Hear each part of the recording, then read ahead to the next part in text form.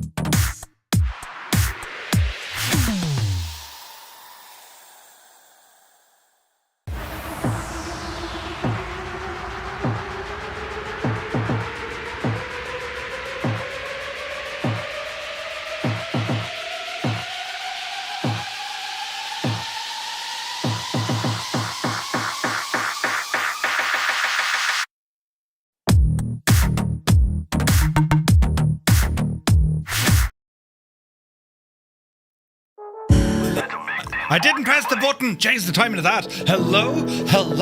Everybody, happy Wednesday. Welcome to the middle of the week, the halftime show, the midweek shuffle. Welcome to the news. And tonight, friends, yes, we've a fair bit to get through.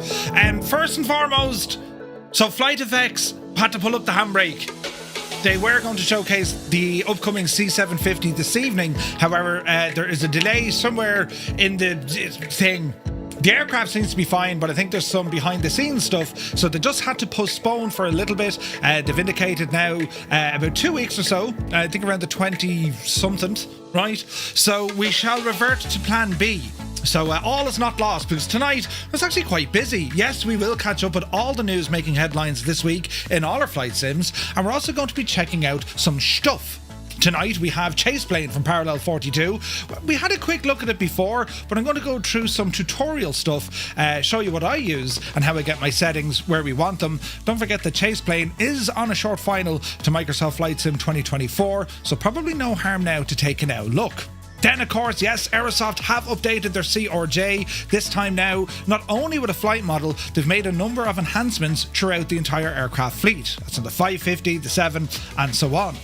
We're also going to be checking out something rather cool. It's the Kennedy Space Center add-on. And what this does, it loads in all the scenery out here in the Cape, and it also gives you rocket launches that you can trigger. So we're going to check that out. Very cool. And then at the very end of it, we've just received a preview build of the upcoming A6M5 Zero. Mitsubishi Zero, this one from Milviz and BlackBird Simulations. So we're going to be checking that one out a little bit later on as well. So it's quite busy. And yes, the cat is here beside me. Hello, cat. She doesn't say much now, you know, she just, what does that do? She just kind of, you know, you can see, cat cam. Look at this stage here, you're lazy. Yeah, you poor old devil, God love you. It's grand and cool in here, you see. Do you know what? Jesus, that's getting worse. Oh, God. Right, but anyway, you're all very welcome aboard. Hope you had a great day. A very happy Wednesday to one and all. It's been quite busy on the interwebs with stuff going on.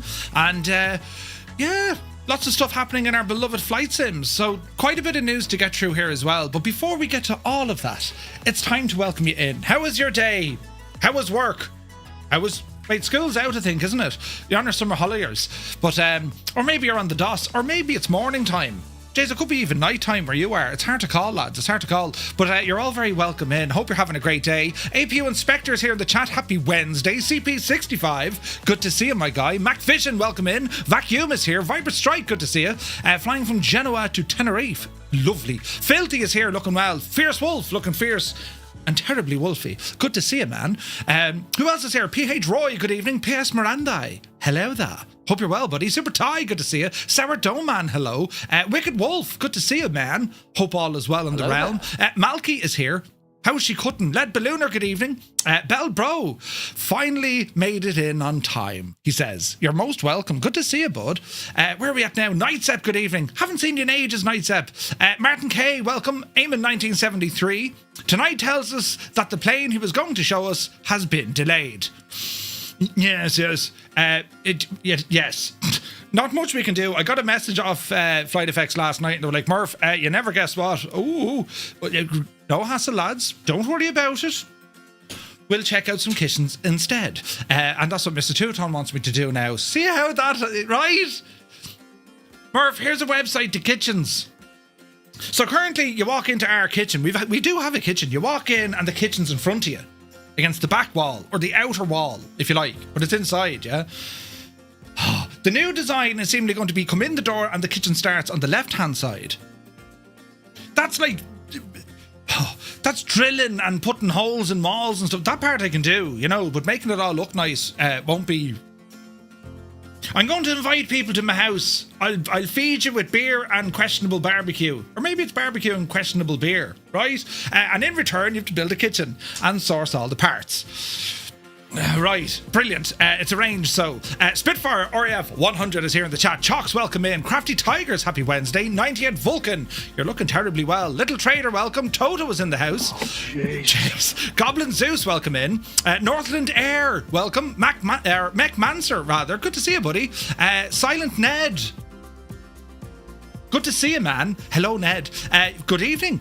Captain Sickbag is here. My dude. Hope all is well below in the southwest of the island. Creo, welcome aboard. Roy says, yesterday I received a new motherboard, the MSI MPG X87 or 870E Carbon. Roy, that's the exact gadget I have. Yeah, it is actually. It's a marvelous machine. That motherboard is fantastic. You know, the Impossible Face. Good to see you, buddy. Where is this now? After surviving a fortnight of almost 40 degrees in my caravan in the Italian Alps, I'm looking forward to a nice chill evening of newsage. Get yourself a beverage, lie back into the recliner, and all should be well in the realm. Good to see you, and you're welcome back, Nightsep. Hope you're well, buddy. The Impossible Face says, good evening. Some bored school kids are pretending to be football ultras outside me flat. Do you know what you do now? Start Googling John Motson, right? And just put old John on full blast. They won't know what's happening. Kitchens are good. Take it from me, right? Jesus. Bellbro, thank you very much indeed. Nick is in the house. Welcome aboard. Linny Bobbins, good evening. Who else come in? Shuffle Shoes. Shuffles in. AJH, hope you're well. Who else come in the door now? Fortnight or Fortnite? Mr. Dan, good to see you. Kirog is here. Hermit Something, you're very welcome aboard. Martin Aviation, subscribing at a tier 1, 34 months. Thank you very, very much indeed. He says, hello all. Hope you're all keeping well. Martin, thank you very, very much indeed for your continued support. Very much appreciated. And lads, do be sure to check out Martin's Instagram page, Kerry Aviation. It is very good now. Lovely, lovely photos. Over here now, we ramble down further. I see Murph's lighting director is present to his left. The cat. Yes, we call her Cat. She answers well to it, you know. Where's this now? Big Carlo is here. Good to see you. Nutty Slack, good evening. Who else now? Hemmel is here. DK, welcome aboard. Max Stallion is here. Crabby One, good to see you. 6 knots, Kieran, you ledge. Hope you're well, buddy. Zybok Doc, calling from Denmark. Hello from Tipperary, you're looking well. Gar Gaming is here, giving us a shout from Galway. He says, hope you're having a good evening. You too, you're looking well. Have you the barbecue out? Debo Fly, a very good evening. Southern California, no less. Hello from Tipperary, in the middle of the island of Ireland. Baz is here, good to see you. Where are we at now? Just covered in wallpaper. What? Cotton TV, good evening. Adam Controls. Need a live stream of the kitchen build. Instead of rolling over his toe and bashing his knee, he'd be hammering his little fingers to death. Listen, Adam, I heard through the grapevine you're fierce handy at building kitchens. Now, I'm just saying, right? I was also thinking there, do you know the way I come up with these ideas? I was watching Kando last night. Remember, sure, you were there. He was playing blackjack. And I kind of started thinking to myself, how much trouble, really, would we get in if we just kind of, you know, rambled off to Las Vegas for a few days? I'd say nothing to no one, just appear over there, right? It's a great idea. But anyway, Pie Man Jim, good to see you. Questionable beer is the best kind, indeed. Daz Hickey is here, good to see you. Kieran, welcome aboard. Baz says, hope all is well. Watching this stream whilst working on the Chinook. Ooh, nice, man, nice. Black Ice Gabe, we have a Black Ice Gabe. It's good to see you, man. That motherboard is also very expensive. It is, but it's brilliant. There's switches on the back of it for like CMOS sensors, and you don't need to take out the battery. There's also like overpower buttons on the inside, and it has tons of space, like tons of space. It's a great motherboard, and the software is quite good as well. We have a new Sim Update 3 beta. Yes, they're working on that. 2020 got a new beta for Sim Update 16 that they're working on, and 24 they're going to roll out that beta tonight. So yeah, it's quite busy. Velo, good evening. Olsen is here. Wicked Lumberjacks. Sure, Chase, how are you? It's good to see you, bud. Tons of USB 4 ports. Indeed. It's quite the motherboard. Do you know? We'll ramble over here to YouTube. The Redeemed One. Hello, good sir. Now, listen, best behaviour now, right? We had a bit of crack with you last night. Hope, right? Jesus. William is here, good to see you. Paul Griffiths, good evening. Joseph Jolly, welcome aboard. Zappel is here. Uniform Goose. G'day, Goose. Welcome in, bud. Stevie Bees from Sunday Tenerife. Good to see you, man. Where's this now? I'm still new to the relationship, and as part of his Jesus now. Sorry to Murphy and everyone else who was offended by my actions. It's grand, the Redeemed One. We'll take it fierce handy now. Less of the writings. Yeah, grand. A cat being lazy, indeed. Commander Bolosh, flight crew. Thank you very, very much indeed, man. Hope you're well. Who else come in the door? Maximus Boscus. Great name. Pleasure to meet you in person at Expo. Absolutely. It was so much fun, wasn't it? Absolutely brilliant. I'm missing Expo. I thought it was brilliant. Direct flights from October. We could spin over for a few days, all right, but we'd wait now. But we've enough to be doing in November. I know, but like, we just say nothing. We just appear. You'll never guess where we are. I think that would have been brilliant. You know, cat's out of the bag. Well, she's here beside me, but you know what I mean. Anyway, let's see what happens. Flight Sim Max is here. Duff man can't breathe. Oh no. Well, he can, but he's in the chat. Good to see you, Duff man. And Flight Sim Max, you're very welcome in, lads. Right, well, we get into it. We'll get the ball rolling here. Look, I have a button. Usually she gets up because I'm terribly loud. She didn't do that tonight. Right, come on over here. Look. Ah, yes. She jumped when I went. Right, Mr. Dan says you can put a stream on full volume and the missus might just think it's a normal day. Yes, pretty much. Missed having me coffee with you this morning. Yeah, we'd no stream this morning. I was actually very busy and I'm quite busy tomorrow, but there will be a stream at some stage tomorrow morning because, well, we want to go through our VATSIM flight for tomorrow night. That's our last European flight. We're going to be flying the Phoenix A320 out of Jersey, heading back in towards Dublin. So that's tomorrow. Then on Friday, not sure yet daytime, but we definitely have our group flight on Friday night down in and around the Solomon Islands. And then, of course, on Sunday, we have a long haul stream. We're going to be flying out of Dublin, heading towards Detroit across the pond. So it's going to be busy. Shoestring Media, you're very welcome in. One Fly Air, happy Wednesday. You're looking well. You're looking well. Right. What we're going to do, I'm on the ground here at the Kennedy Space Station, right? It's actually the shuttle landing pad, Kilo Tango Tango Sierra, I believe it's called. And we're going to jump over to all of this in a little bit. We're going to cover the news first. And what I want to do, we're going to start off with ChasePlane, getting it all configured, because I'm sure there's a lot of you thinking, ChasePlane, do I need it? Should I use it? I mean, I'm happy enough with what I have. I hear you. And I was like on the fence for a long time about, do I actually need ChasePlane, considering I've spent so much time using the drone camera and I keep everything quite manual, and I've always done it that way. I mean, go back to the days that we were, showing the Thunderflies. That was all manual camera work. That was long before you could lock onto targets, and the camera did all the work. You had to do it manually back in the day. And that's how I learned, right? So when I was looking at ChasePlane, I was like, oh, hang on now, this is kind of taking... That's what do I do now? So since I've started using it, it's very difficult not to use it, right? But we'll go through all of that anyway. But for anyone who may be on the fence, I just think it's another release from Parallel 42 that I would put up there with the likes of Flow, right? We all know and adore Flow.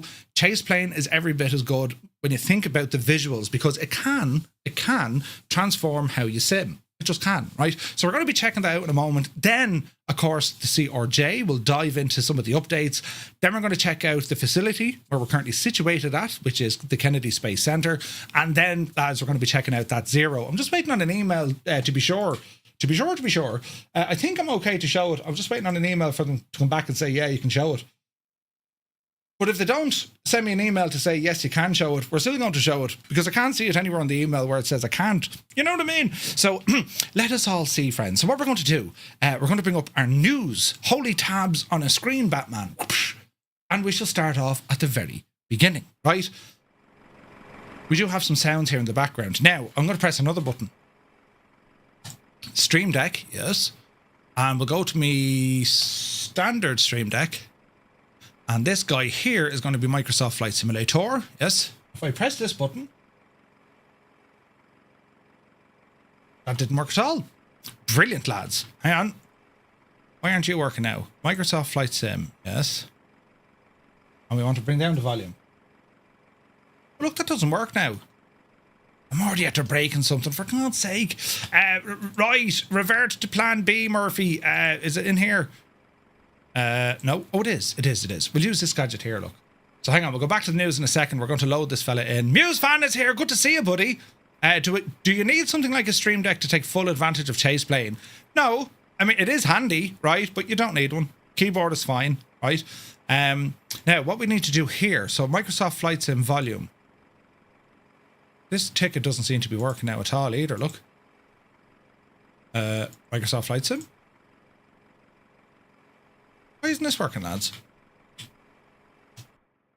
Very strange. None of my buttons are working. Did you ever start a stream and wonder why nothing was working? Look at that. Nothing's working. Bloody hell, lads. Right. Why don't we kill that and we just go to the old-fashioned way of mixer, isn't it? I don't know. Open volume mixer. There we go. Yes. And Microsoft Flight Sim. Or is it GSX making that noise? Who's in charge? Hang on. I haven't a clue what you're doing. Wait, I think that's GSX. It is. Ah, right, okay. GSX is making all the music. Right, okay. Nothing to worry about, so. Right, shall we begin? Let's open this gadget and let's restart. Or reset. Will that disappear them? Huzzah. Now, if I listen outside... Sometimes my genius actually attracts people together. Right, it worked. Right, it worked. Brilliant. Anyway, we'll leave it in that position and we won't mess it anymore. I want to show you the news. Right, are you ready? Big shout out to Vasco over at MSFSaddons.com, to Callum and all the guys over at FS Elite. And that is where we have our news ad. Now, I'm going to turn on my aircon. Don't worry, Kat, it's only your remote control because it's 1,000 degrees in here, right? So let's see what we can do. Bit of background music, Murph, you know what I mean? There we go now. So yes, the big news today, of course, FlightFX delaying the release of the C750 for Microsoft Flight Sim. They've pushed it out until July 22nd. FlightFX have announced a slight delay to the release of the highly anticipated C750. A lot of you guys were looking forward to flying that this weekend. However, the Citation X will now launch on Tuesday, July 22nd. In a statement shared, the developer clarified that the delay is not due to any issues with the aircraft itself. Everything's looking great. We're just adjusting the schedule behind the scenes. The team cited background items that require a bit more time to fall into place, leading to the updated timeline. Now, your guess is as good as mine. Is this perhaps a delay to fit with Sim Update 3? Is there something to do with the marketplace? Is there something to do with licensing? Couldn't tell you, I don't know, but there is a delay nonetheless. So, we realise a Tuesday launch is unusual, unless you're PMDG, but the timing allows a few background items to fall neatly into place. FlightFX added, "We think you will be pleasantly surprised once this aircraft is in your hangar." The C750 represents FlightFX's most ambitious project to date, featuring a highly detailed Honeywell Primus 2000 avionics suite, full system simulation including FADEC and VNAV, and also custom developed electronic flight bag using their VAMS 2 software, which integrates with Navigraph and SimBrief.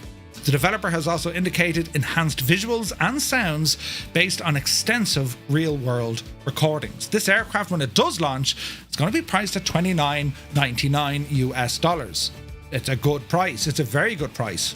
So let us just hold our beer and wait for another fortnight.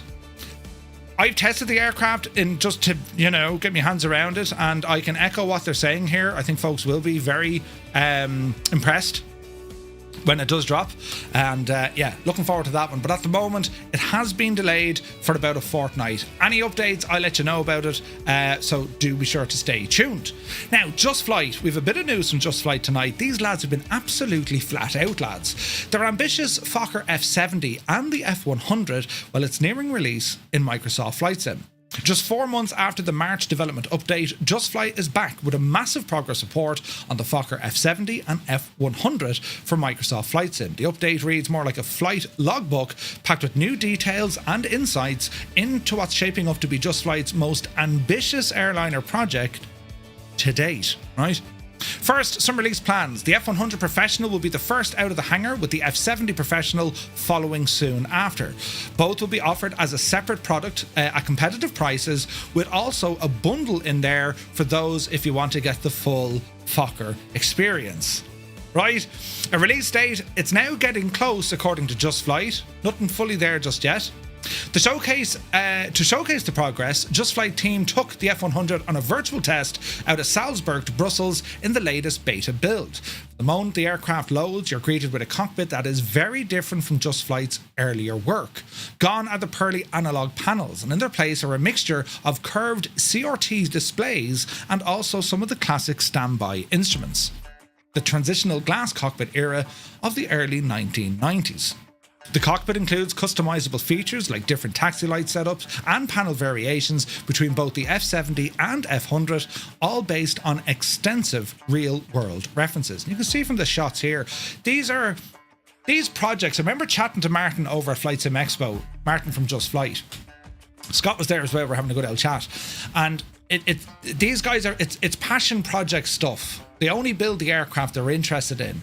And us as customers or potential customers, well, it means then that we kind of get our hands on very unique aircraft. Not your run-of-the-mill Boeings or Airbus or whatever. These are kind of out there. And I love that about Just Flight because they do such a great job, right? Cabins, cargo doors, and every rivet accounted for. The level of detail extends well beyond the cockpit. Exterior textures have been created from high-resolution photography, with every rivet, screw, and panel line carefully hand-placed. The cabin modelling is now complete for both variants and includes multiple configurations that will automatically align with the selected livery, whether that be passenger, cargo, or a combination of both. Pretty cool, right? ATC Swede, thank you very much indeed, gifting a membership. Cheers, buddy. What an absolute ledge. The sound is scratching a little when you speak, Murph. Yeah, I have my aircon on. So hopefully I'm still okay and you can hear me. I'll put the microphone a little bit closer, right? Systems depth, by far the most complex we've ever developed, and that's saying something from Just Flight. On the system side, the Fokker twins are no less ambitious. The interactive checklists contain nearly 300 steps, over 250 of which are performed before takeoff. You're going to need checklists for the checklists. Many replicate first flight of the day procedures typically skipped in less detailed add-ons. Now, right? The FMS stands out as the heart of the aircraft, fully custom coded. It includes IRS alignment, real-time and fast, manual automatic nav aid tuning, full VNAV functionality across climb, cruise and descent. Right? Captain Sick Bag with the bits. Thank you very, very much indeed, man. Cheers.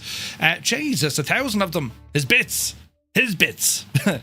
In our bits. Wait, what? Custom waypoint creation and tight integration with the autopilot and EFIS displays. Just Flight calls this the most complex system it has ever built. The excitement for this, lads, is friggin' huge, because when Just Flight are telling it, this is like, this is the best we've ever done. Considering we have the BAE 146, we have the Avro RJ, we also have the, what was the other one, the other Fokker that they made? Like, incredible stuff, right? Not my bits, they're private. You can see here from the texture work, the lighting, the reflections, just the F-28. Good man, Mr. Dan. You can see everything from this. This is going to be a massive release. And not the easiest of aircraft to fly at all. 250 checks before you take off. The sound performance is going to be huge as well. Roughly 5% of the default 747. Wait now, performance remains top priority. In the current beta, the F100 runs roughly 5% of the default 747 and 787 frame rates. Actual performance might, well, depends on your stuff, right? As for the soundscape, the custom sound set from the real aircraft is still in development.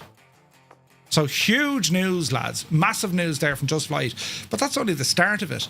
Also, Just Flight's Airbus A300 Bravo 4, or B4, Professional, well, it's taking shape in Microsoft Flight Sim because they've just posted a new development. Just Flight's in-depth look at the A300 B4 Professional, which shows that this classic wide-body airline is steadily approaching its final destination. The latest dev update gives us fresh insights into the cockpit, cabin, exterior, and the systems. Right? Just Flight development page, they're saying it's now effectively complete, reflecting on the well-worn character and reference of the aircraft A300B4. They actually had an aircraft they can work on, right? Several areas of the cockpit will also be configurable. For example, the EFB will allow simmers to toggle options like its TCAS VSI and choose between the classic INS setup, or they can go for the UNS system. A full list of variants and customized options will be released a little bit later.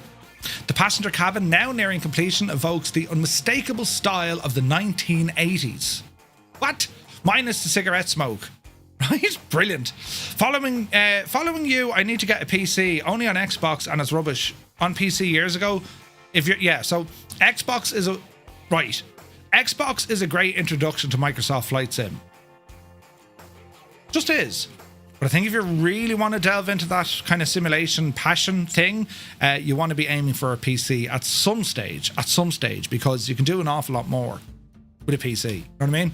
Anyway, yeah, so the passenger cabin, do we have pictures here of it? Look.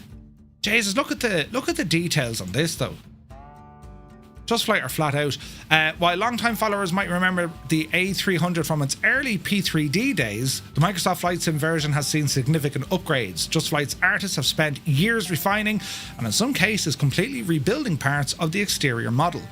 The model is now about 95% complete, with remaining tasks focusing on a second engine variant and implementing wing flex.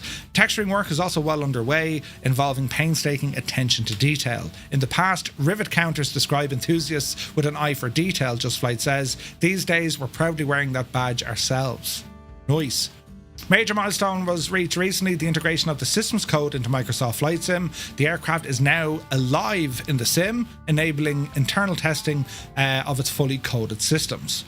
The level of systems when it comes to this aircraft, all the core systems including electrical, hydraulic, bleed air, flight controls, gear, APU, engines, fuel, well, they're all in place. In fact, the simulation accounts for subtle variations in fuel pump pressure each time the aircraft loads, replicating the quirks of real-time use.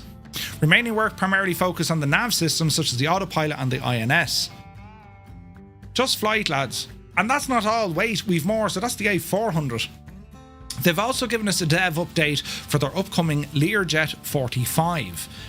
Now this I'm dying to get. We need more business jets in the sim.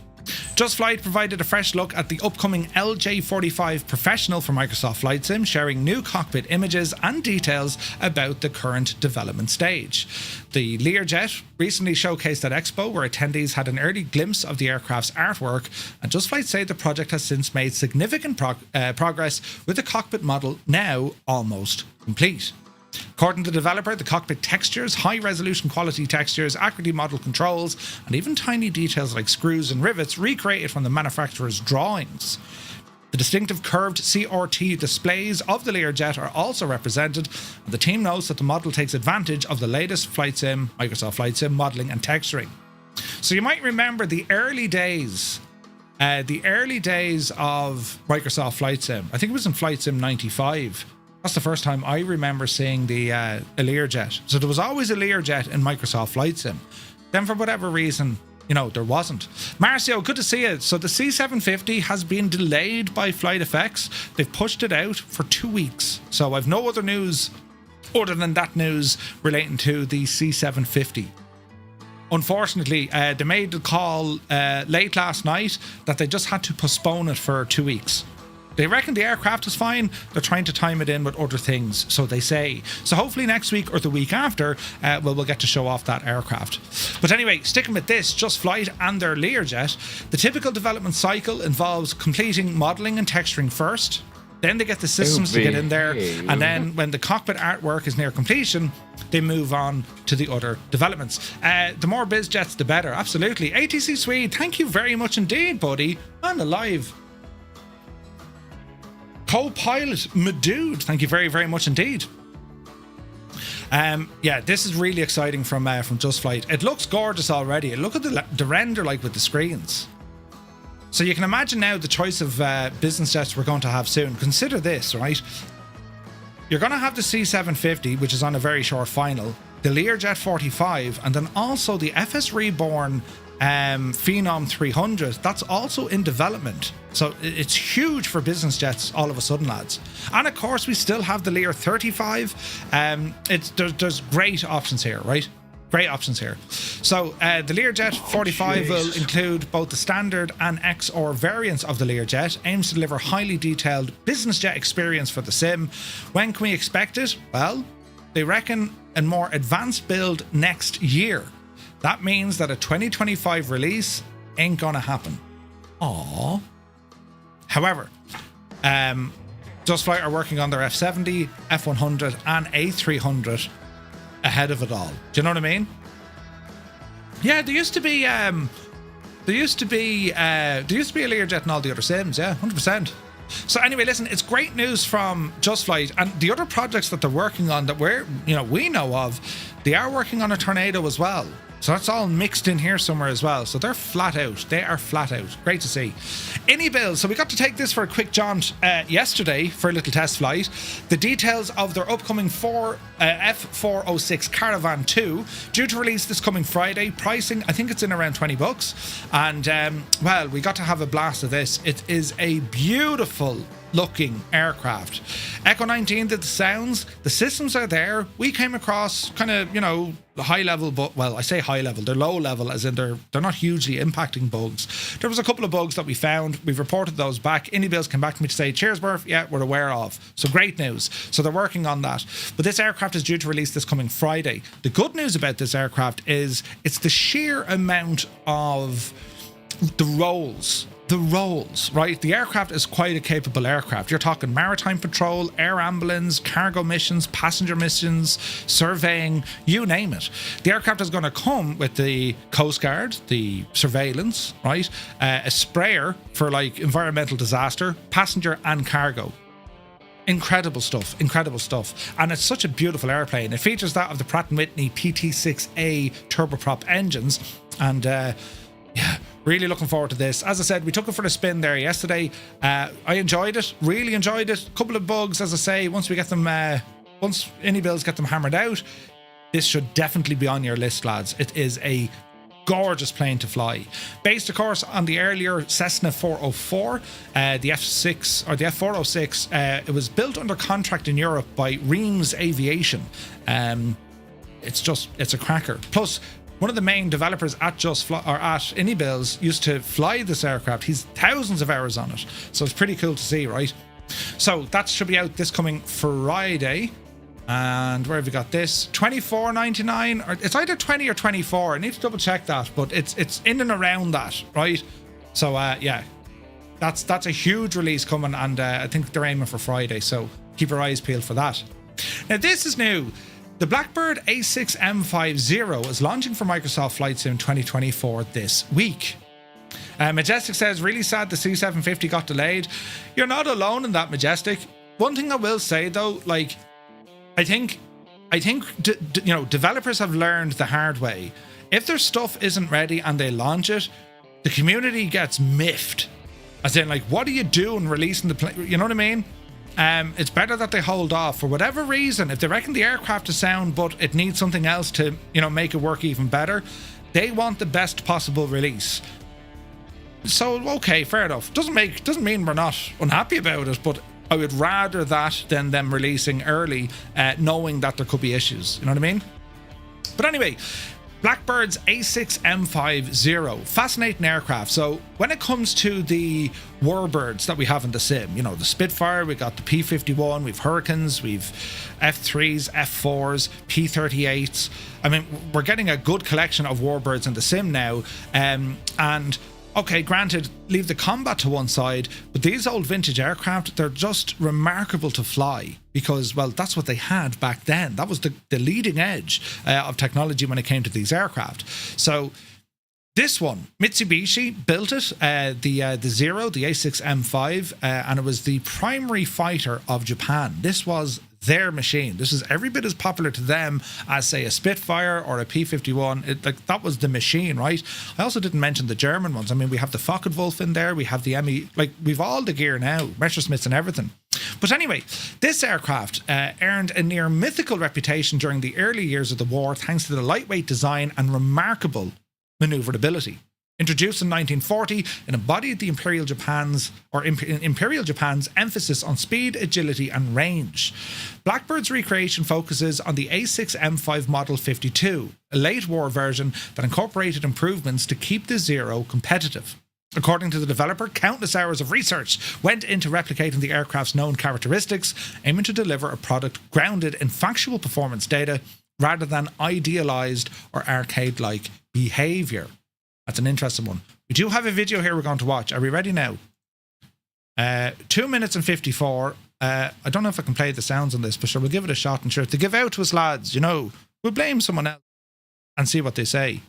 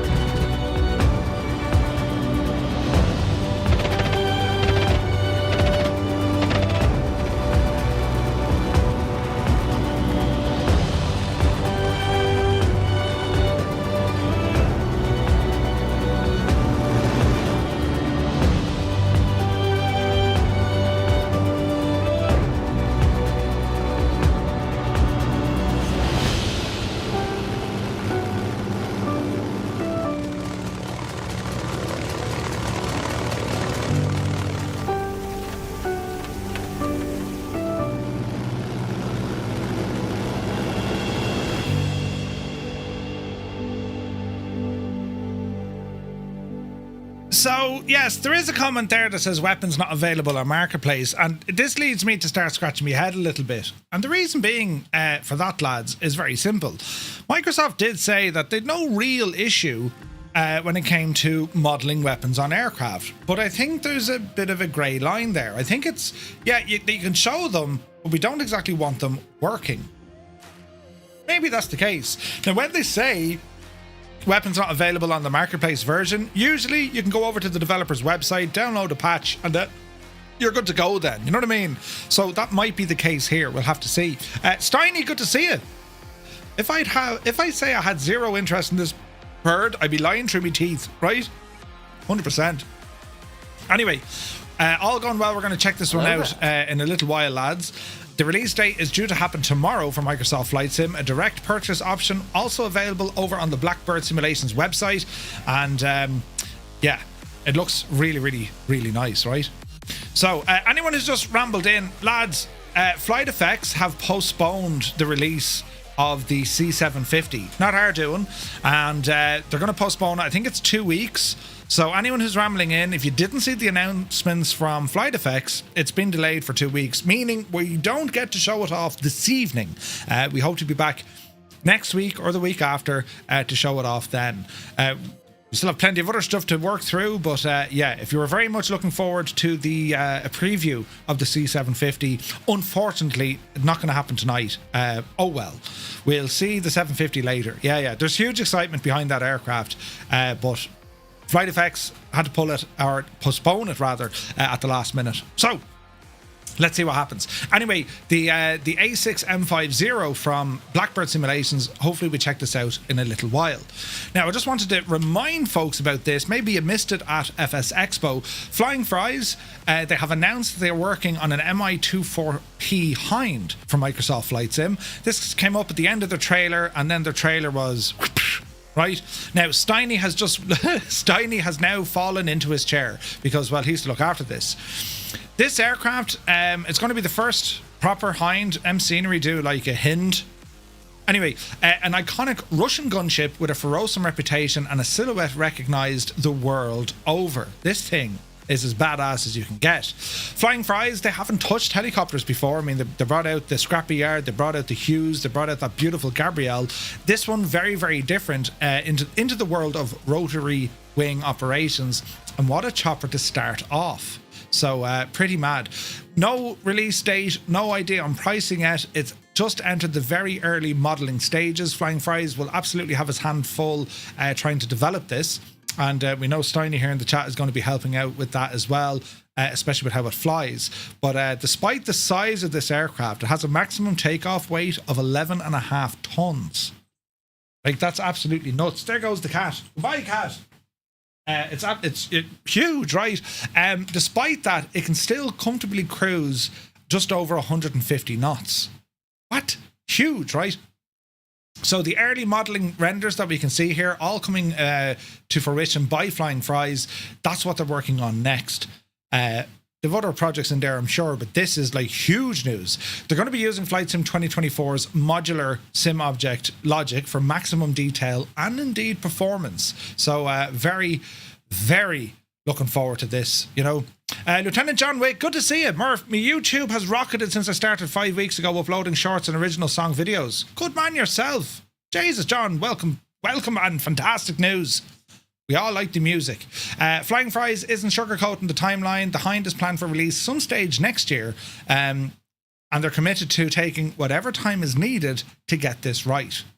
Huge news. Now, moving on. TFDI Design, they have provided an update on the MD-11 status 1 year on from release. It's been a full year since the MD-11 was released into Microsoft Flight Sim and P3D for that matter.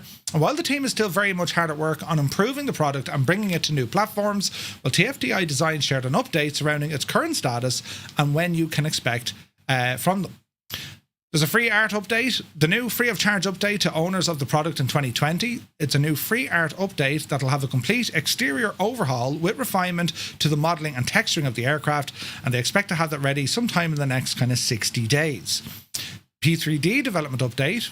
Those who still use P3D will want to pay attention. TFDI was fully committed to bringing the plane to the older platform. and that was a promise they delivered. However, with usership dropping over 50% year over year, TFDI Design has opted to cease development once major and critical items are fixed. Once specifics are known, they will make an announcement. So, P3D will receive the extended simulation package offering features like operational failures and circuit breaker functionality. However, it won't receive the major art update that the Microsoft Flight Sim users will benefit from. Additionally, the Pratt & Whitney engine variant will not be coming to P3D. It should be reminded that users of P3D can try the MD-11 in Microsoft Flight Sim at no extra cost. All right. I saw Kenko stream in P3D the other day doing shared cockpit. I mean, it looks grand, but it's like, you know what I mean? Now, when it comes to 2024, the team is bringing this aircraft to 24, taking full advantage of the new streaming technology, the enhanced visuals, and implementing a cabin level of detail systems to minimize performance impact. Expect moving overhead bins, moving window blinds, and more. To ensure that the quality is of the highest standard and due to the extra work, TFDI will be asking for a modest $5 upgrade cost for existing users who have the aircraft in 2020 if they want to upgrade it to 2024. They'll also be increasing the base price of the aircraft by $5 up to $74.99 at that time, and the collector's edition will automatically receive the update for free. Interesting. Once we get more news from TFDI, we'll definitely share them. The MD-11 is a phenomenal airplane. Like, it really is. It's gorgeous to fly. And there's just a ton of systems in it. They've done a great job. Looking forward to seeing how this thing evolves over the coming months. So, yeah, it's a hefty price for sure, but it's just one of those it's just one of those unique aircraft. You know what I mean? So, yeah, that's right, Velo. And also Rotate did the MD-11 over in X-Plane. So, like, yeah. It doesn't officially work, Muse fan. There's folks who are on Sim Update 3 are saying it is working. But no, it's not officially supported yet in Flight Sim 2024. Not yet. Now, Aerosoft, we're going to be covering this aircraft tonight. Aerosoft promised during their presentation at FS Expo the CRJ update. Well, it's now gone live. There's a number of significant changes. Version 2.1.10, substantial update focus on refining the flight and engine models across all the variants. Key cockpit enhancements include updates to the air outlets, gear lever, and seat indicators, alongside smoother VR camera transitions and a new master brightness knob for the RTUs and MACDs. Several autopilot and flight guidance features were fixed or reworked, such as the autopilot disengagement logic, better flight director mode handling, and refined autopilot coupling indicators, and more accurate ETA and top of descent calculations. Notably, the .air files were removed from the project, and new flex temperature tables were added to support improved takeoff performance. Navigation and system logics have also seen major improvements, including fixes for its DME arcs, RF legs, VNAV display, and custom waypoint handling. The GSX integration has been expanded with GPU support and pushback behavior refinements, while smaller fixes enhance realism, like the corrected flap behavior, spoiler deployment, and the TCAS range indication. Additional polish includes sound feedback improvements, improved MACD interface elements, and smoother aircraft performance. Ooh. So there's a huge changelog. We're going to be checking this aircraft out this evening to see all the work that they've put into it. It's a huge update. Don't forget, the CRJs were only updated recently to make, to get them working in 2024. Now there's a massive update here with even more refinements. It's great to see. Great to see. So we'll be checking that one out in a moment. Now, Stu Snape is here. Good to see you, buddy. The cold crisps were quite nice. Told you. Black Square revealed a previously unannounced twin in development. We got news of this during the week. So Black Square, these guys are flat out. We've just seen the release of Starship. We know that there's a Bonanza, a Baron, and a Grand Caravan on a short final. Also the Aero Commander, the 690B. During this past week's Flight Sim Expo in Providence, Rhode Island, Black Square showed off renders of an upcoming aircraft model that is sure to please the fans of the developer's approach to recreating unapologetically realistic aircraft. Quietly playing on a TV screen at the booth were Just Flightwear, several renders of not one but two Aero Commanders in development. In the same approach taken with Black Square Dukes, it appears the developer will bring both the turbo and piston-powered commanders to Microsoft Flight Sim. The Aero Commander, a series twin-engine aircraft developed by Aero Design, an engineering company, later a division of Rockwell International. Well, it featured a low-slung fuselage and was known for its speed, reliability and unique design features. Part of the legendary Aero Commander 500 line of aircraft, which includes the infamous Shrike 500, flown by renowned aviator Bob Hoover. Production of all the Aero Commanders saw nearly 3,000 of these built. Right? The turboprop Commander is powered by two single-shaft Garrett Air Research, now Honeywell, TPE 331 engines, each producing 717 shaft horsepower. Over 200 of those were built, and they're still in regular use today. It features a wide cabin with easy entry thanks to the low-slung fuselage. Nearly identical in design is the piston-powered Commander. It was produced in fewer numbers compared to that of the turboprop. Today, only a handful are active inside the FAA registry.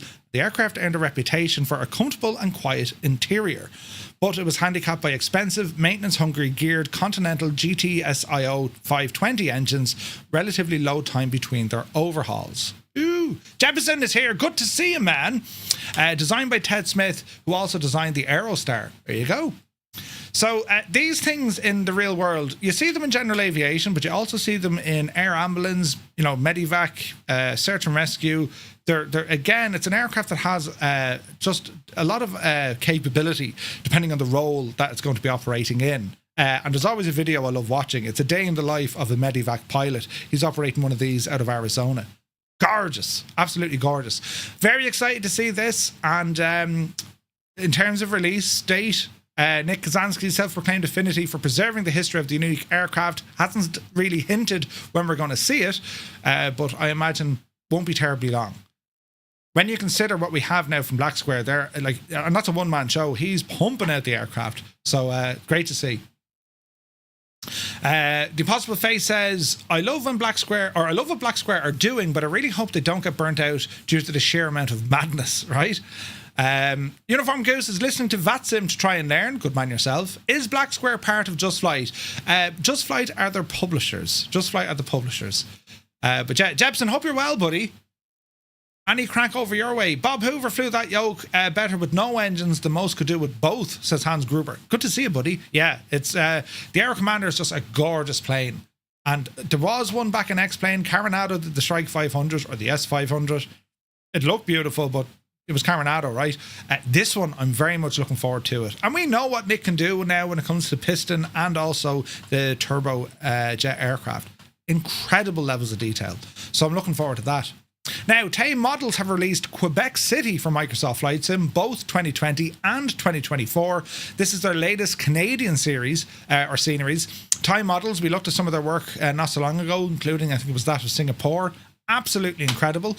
This one now, Quebec, officially known as Quebec City, Jean Lesage International Airport, the primary gateway into Quebec. While the airport can trace its roots all the way back to 1939, it has undergone a series of renovation projects in the early 2000s and 2010s. Quebec City, a key market for Air Transat, as the carrier markets the airport as a focus city. In addition, the airport is served by a number of Canadian and American carriers, and impressively, Air France during the summer months. Ooh. Hello from Eurasia. Welcome in, Jeg.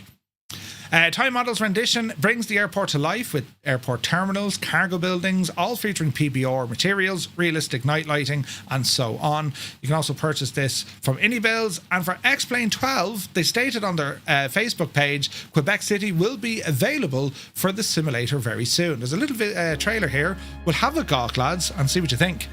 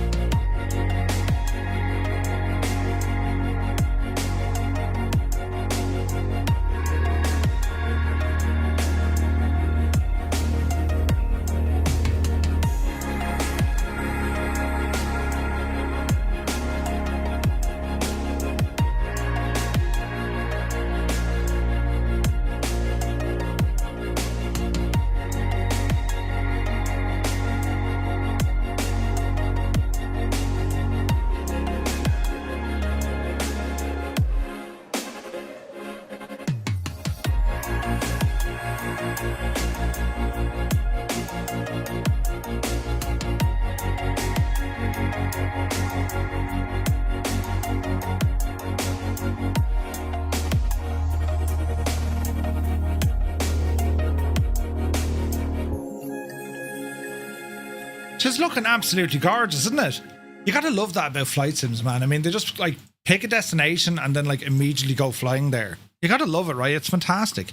But anyway, this airport, officially known as the Quebec City Jean Lesage International Airport, featuring handmade detailed PBR, handmade ground marking, and textures, handmade realistic terminals, airport lighting, the whole shebang is there. So yeah, as I said, it's sold right now. You can pick it up through AnyBills, and yeah, it looks absolutely great. They're also going to be working on one for X-Plane. So $20 for this one, and it looks class.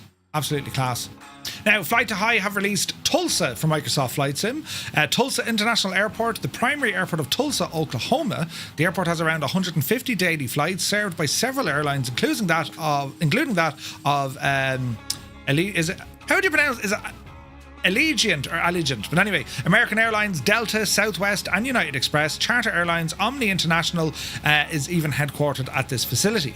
Flight to High's rendition features highly detailed representation of the airport, a fully modelled terminal, including the interior, custom jetways, custom approach, runway and taxi lighting, and over 100 objects specific to this international airport. You can purchase this for 2020 or 24, again through AnyBills, priced just over £15. And a quick video here, we'll have a quick gawk at it. Tulsa, Oklahoma. Like, I mean, if you're going to be flying up that neck of the woods, it looks incredible, man.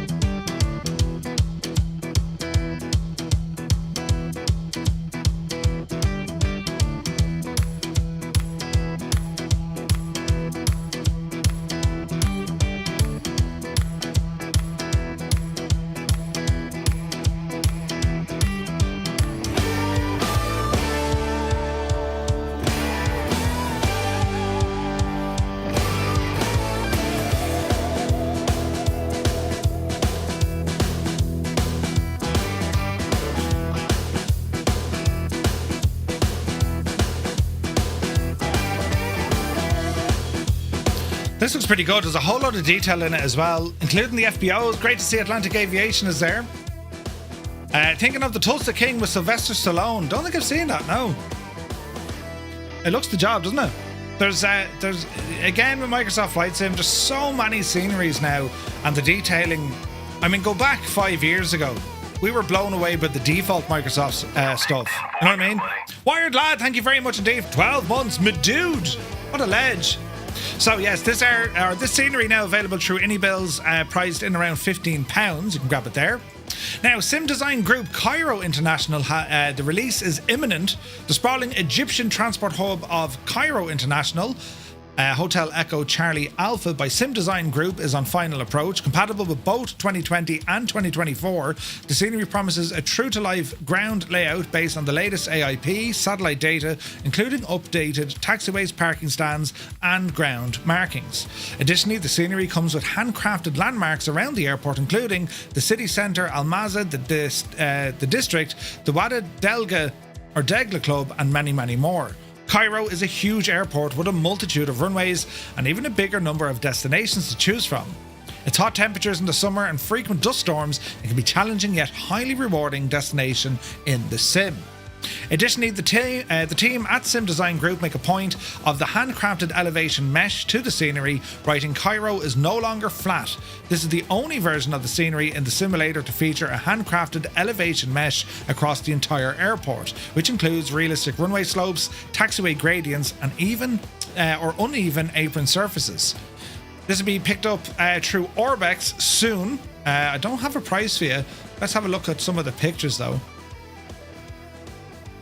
It's always nice to have a decent scenery for the likes of, say, Egypt or any of those kind of major cities there in North Africa. I mean, flying over there, apart from the landmarks that you can see, as they said, like very hot temperature, always a challenge to get your aircraft in and out of there. So yeah, this could be class. No release date yet, no price just yet, but it's a huge airport. Egypt Air, look, cool. Right, looking forward to that. So good stuff there. Moving on, lads. CRJ Design, that's how we try to pronounce it. Well, they've released their Western Sydney International Airport. Prior to its real-world opening close to the Australian city of Sydney, Western Sydney International arrives first into Microsoft Flight Sim with CRJ Design. Yankee Sierra Whiskey Sierra. No curfews or on-site air traffic control tower, the new airport, due to open next year, looks set to be at the cutting edge of modern airport design, with its largest passenger terminal and dedicated freight centre. The sim version promises a high-quality model of Western Sydney Airport, featuring up-to-date airport layouts with extensive details throughout. Furthermore, the product is said to be FPS-friendly, with night textures, dynamic lighting, and PBR textures. You can pick up a copy of this over at the Orbex website for $33.70 Australian. So it might seem very expensive, but it's, you know, CRJ, these guys have made such incredible sceneries, and it's really interesting to see them doing this one, considering the airport has yet to be opened. There is no on-site ATC. It's all kind of robotic and machines and all this kind of jazz. And what makes this one even super, this would be the most modern international airport you can fly in and out of. So the layout of that, it looks friggin' cool. Australian flying for the win. Clem is here. Good to see you, buddy. I'll probably fly the 350 or MD-11. Yeah, it is sad about that, about the 750 being pushed back. But it'll be here soon. Here soon. That does look pretty nice, lads, doesn't it? Look, so that's a Greta-friendly airport if ever I saw one. Solar paneling all over the shop. This reminds me of what Jeppesen did at Falcon Field. I mean, a developer can kind of look to the future to see what's going to happen. You know what I mean? That's class looking, isn't it? Chris Van Halen, good to see you. Gaz, good to see you. Curly Toes, welcome in. Yeah, sorry lads, if you're waiting for the 750, Flight Effects unfortunately have postponed it. Well, I say unfortunately, we were all looking forward to it. They've postponed it for about a fortnight, right? And nothing we can do. They said the aircraft is ready. There was stuff on the back foot that they had to do. So they've postponed our stream, hopefully next week, right? But yeah, nothing we can do there. If it's released and it wasn't to their liking, well, we're not going to like it either. You know what I mean? So that's where they're at. Anyway, this is great work here from CRJ. Now moving on, SayIntentions. It's gone live to their community, right? The early preview beta is now active for all premium subscribers, right? Which is huge. I may have worked on the real world tender for this during COVID. Really, Sai? Jesus. SayIntentions' vision for a dynamic AI-driven virtual skies takes a major step forward. This has been officially released to the premium subscribers, and it works for both Flight Sim 2020 and 2024. Now, what is it? It's far more than just injecting traffic. This whole idea of the AI living world, well, it's able to tie in the voice, ATC, and the traffic injection. Now, it is very much beta, right? They put it out with their partners first, and then it goes through beta, and then it goes out to the masses then when it's all done. AI Living World replaces the earlier Traffic Phase 1 prototype with a complete rewrite of SayIntentions AI's traffic engine. It's now using real-world flight schedules, the gates, routes, where data is available, to inject AI aircraft as independent entities. Each one is treated as a separate pilot by the system's unscripted ATC. That enables realistic sequencing, departures, arrivals, and even en route communications. There was a question that came up the other day on their live stream. Brian was asked, you know, what happens en route? To be honest, not much. Usually a pilot is just contacting whatever centre as they move across. They are looking at enhancing that as well. Key features, real-world flight schedules and parking assignments. I've tested this thing extensively. You load in at Dublin, it has Ryanair at the right concourse, it has Aer Lingus at the right concourse, and even the scheduled daily flights. AI generated pilot voices with accent matching where possible, not global yet. Fully independent AI aircraft managed by SayIntentions. Dynamic adaptation to the custom weather and time of day changes. Where is this now? Integration with TCAS and the Microsoft Flight Sim traffic tools. And when it comes to the models, they don't supply the models. So your model matching support, your models either come from FSLTL, AIG, IVAO, and Just Flight. You can use their models to be used during the injection. Known limitations: general aviation and VFR traffic and pattern work are not yet supported. They are working on them though. They want to put GA in there. Some sequencing issues may result in long takeoff queues or unusual runway assignments, hence the beta. Limited variety in AI voices as the library continues to grow. So that's where that is. Potential FPS impact with high traffic settings. I've tested this extensively. The only FPS impact I see using SayIntentions traffic, cranked up to 11, I only see the hit on 2020, and it's in the tune of 5 or 6 FPS. That's it. So it's quite light. It's not yet synchronized across multiplayer. Each user will see their own traffic, but they're working on that as well. Right? Rip Johnny, good to see you. Now, it's highly advised to disable all Microsoft Flight Sim's built-in traffic and any other traffic injector. Just use the SayIntention one. It also recommends adding its app to Windows Defender exceptions for optimal server communication. All right. So after that, it's let's just have a play with it. It's very, very good.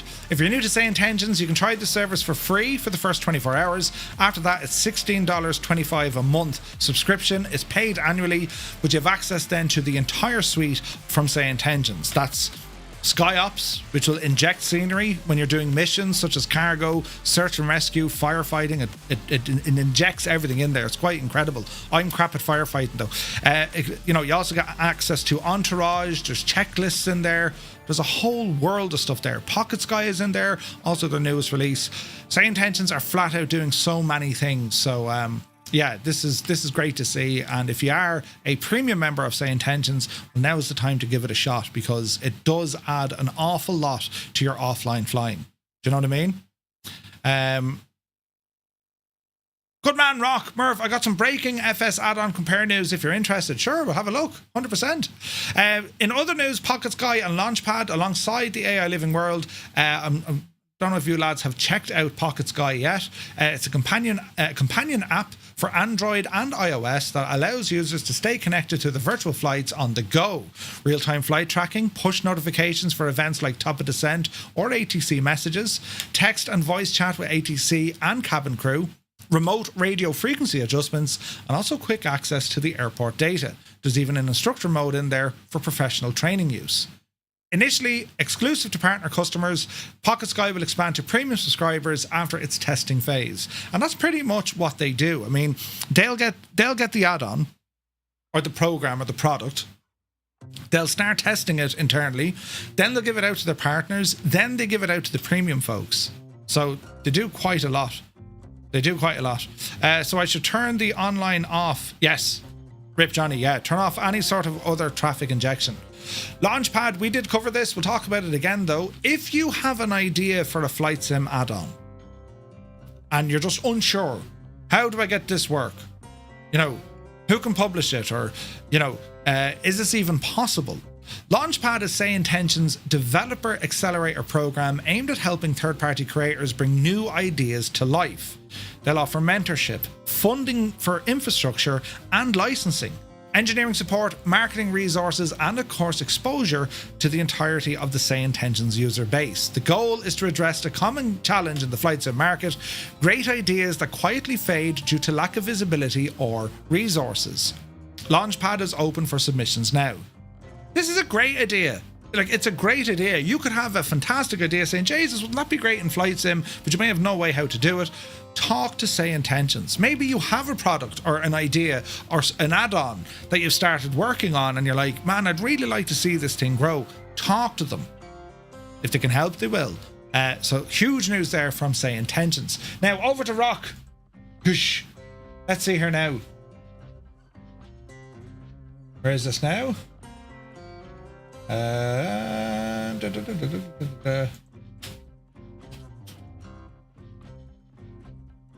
1 second now, friends. Buttons need to be pressed. So,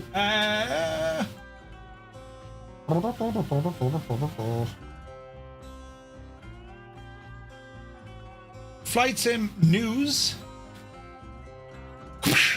Big announcement. Check this out. So, big announcement. New browser extension from FS Add-on Compare. By the way, lads, Rock is here in the chat with us. His website, FS Add-on Compare, that checks every reseller within our world of flight sim, and it allows you to compare pricing. So let's say, for example, you want to buy the Kodiak, for example. Well, FS Add-on Compare will show you exactly where you're going to get it for the cheapest price. That's what it does. So do be sure to check it out. This new extension, right? Shopping for Microsoft Flight Sim add-ons is simpler and more convenient. Instant price comparison, browse for your favorite add-on store and instantly see if there's a better deal elsewhere. It supports Aerosoft, Contrail, FlightSim.com, FlightSim.to, AnyBills, JustFlight, Orbex, SimMarket, and the official marketplace. It supports Chrome, Firefox, and Edge. This is brand new. It's an extension, so you can pop it into your browser. It'll run away, and if you do want to get an add-on, you can use that extension to find out where the best price is going to be. This is an idea. The Kodiak, for example, we can see AnyBills, £17.99. And you can see it might be on sale somewhere else, right? Do you know what I mean? Every vendor is going to have their own prices, and you can see how they fluctuate. Pretty cool, right? That's incredible.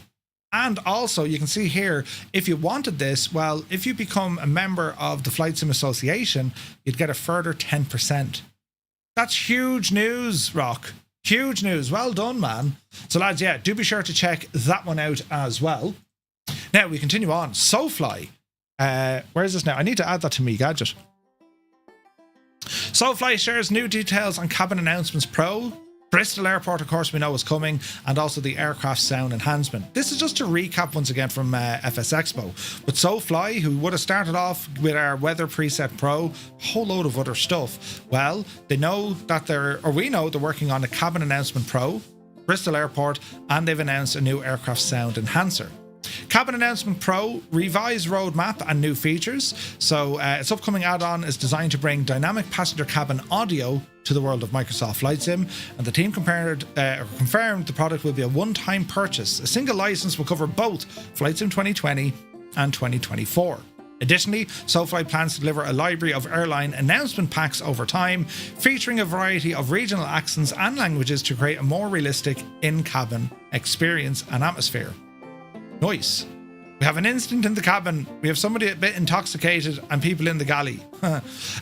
When we announced the product in 2024, we hoped we could deliver in our targeted time frame. We got a lot of feature requests, so they're going to have to bring more stuff to it. The new airport, Bristol. Building on the success of Hanover, Sofly announced Bristol, Echo Golf Golf Delta, which happens to be their home airport, so this could be huge. Early renders, we showed this off last week, but it gives you an idea of what they're working on. Last thing is going to be their aircraft sound enhancer. This is something similar to like FS Realistic. The sounds that they're building are going to be including things like, you know, rain effects, turbulence, icing, water landings, ground roll. It's adding more sounds to your sim, which is great news. They're going to be in partnership with TerraBuilder, Dark Ocean Designs, and Echo 19, which is class. So that's coming a little bit later this year, and great stuff there from Sofly. They're huge amount of work, isn't it? I can listen to the farmer's accent when I'm at my local Bristol, right? Quick update for X-Plane. 12.2.1 Beta 1 and Beta 2 updates have been released. You might have heard maybe last year we were saying that, what was his name? Mr. X, right? So short final design, a developer, a third-party developer, he was recruited by X-Plane, and now we're starting to see a lot of cool stuff happening. Laminar Research, they've pushed out 2 new betas, each packed with community-voted scenery models, a brand new Zermatt helipad, hardware integrations, and quality of life improvements. Beta 1 went live on July 4th, Beta 2 just followed on July 7th. Beta 1 adds new art assets to the sim, and they're all new elements. Have a look here. Right?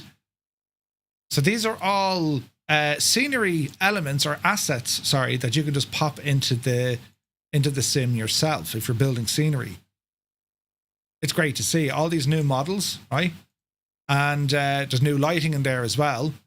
What else? Beta 2 focuses on audio enhancements, ATC refinements, and also a series of compatibility fixes. I mean, you can see what you can kind of start doing in X-Plane now when it comes to scenery. It's looking pretty nice, right? I do enjoy flying an X-Plane. It's a sim you can't ignore, only because it is getting better and better, and it's looking better. It's a huge simulation platform. Not a patch on what we're used to, of course, in Microsoft Flight Sim for obvious reasons. But if you're into virtual flying, if you're into flight simulation, X-Plane is definitely something you should consider. You can have an amazing experience in X-Plane. You really can. And you can really dive deep into some very sophisticated aircraft over there. Do you know what I mean? So, yeah, I highly recommend it. Highly recommend it. If you're into your flight sims, definitely you need to check out. Some of the quality of life stuff that they've done. New setting to disable mouse wheel zoom. This is something we need in Microsoft Flight Sim. Now, I think there is a way to do it. Basically, if you're trying to zoom in, or if you're using the rollerball to like change a dial, and what happens is you move it across and then you end up zooming in. Well, they have a setting to disable that. They've also added in additional hardware support, including that for Moza, full support for the AB9 base and their MH16 flight stick, the throttle and their panel. X-Plane does something rather good when it comes to force feedback. I don't know what it is. It tends to be dialed in a little bit louder, but certainly the feedback I get, be it with the DOF Reality or with hardware, X-Plane is always constantly saying, Jesus, that feels a little bit different, a little bit more realistic, you know? But anyway, that's two big updates there from Laminar Research for X-Plane. Now, speaking about other sims, Benchmark Sims released Falcon BMS 4.38 with a new terrain engine. Wait, what? Benchmark Sims released Falcon BMS 4.38, a free update to the community-driven mod for the original Falcon 4.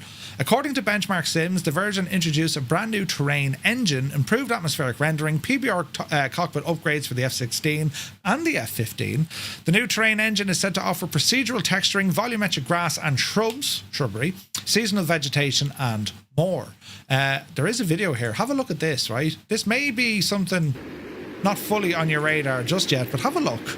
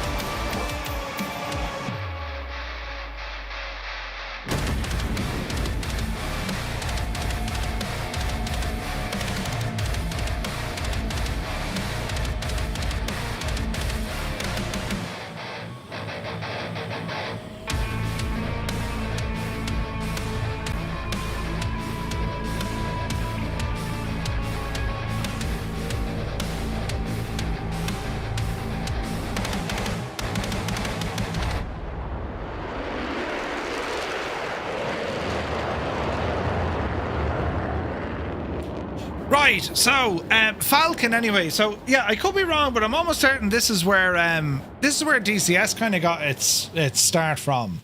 Falcon is out for years. You're talking, when did Falcon first come out? Like 2005 or something. It's old, right?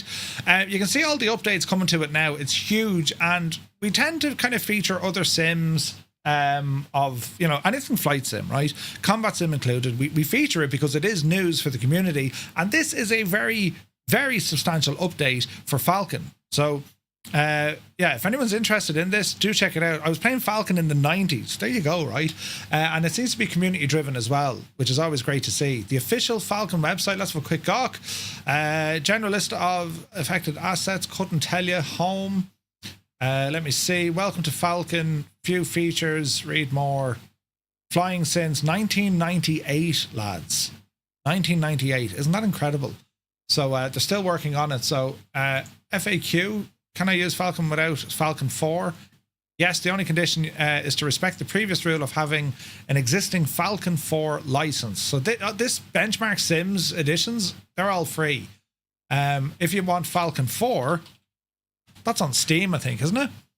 20%, it's $11.99, right? It's $11.99 on Steam, and then you get the Jesus Murph. Then you get the where am I gone? Then you can get this part for free. It only needs to be installed. Isn't that quite mad? It's on Steam now, $11.99. So if you're interested in a combat sim that isn't necessarily DCS, right?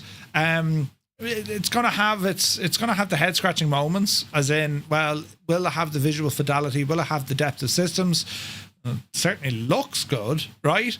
So I don't know if you guys have used this before, but it's a community driven thing, and that's the main reason I went looking at it. So yeah, huge news there, and pretty cool. Benchmark Sims have released that, and the changelog is friggin' huge, right? So pretty cool, right?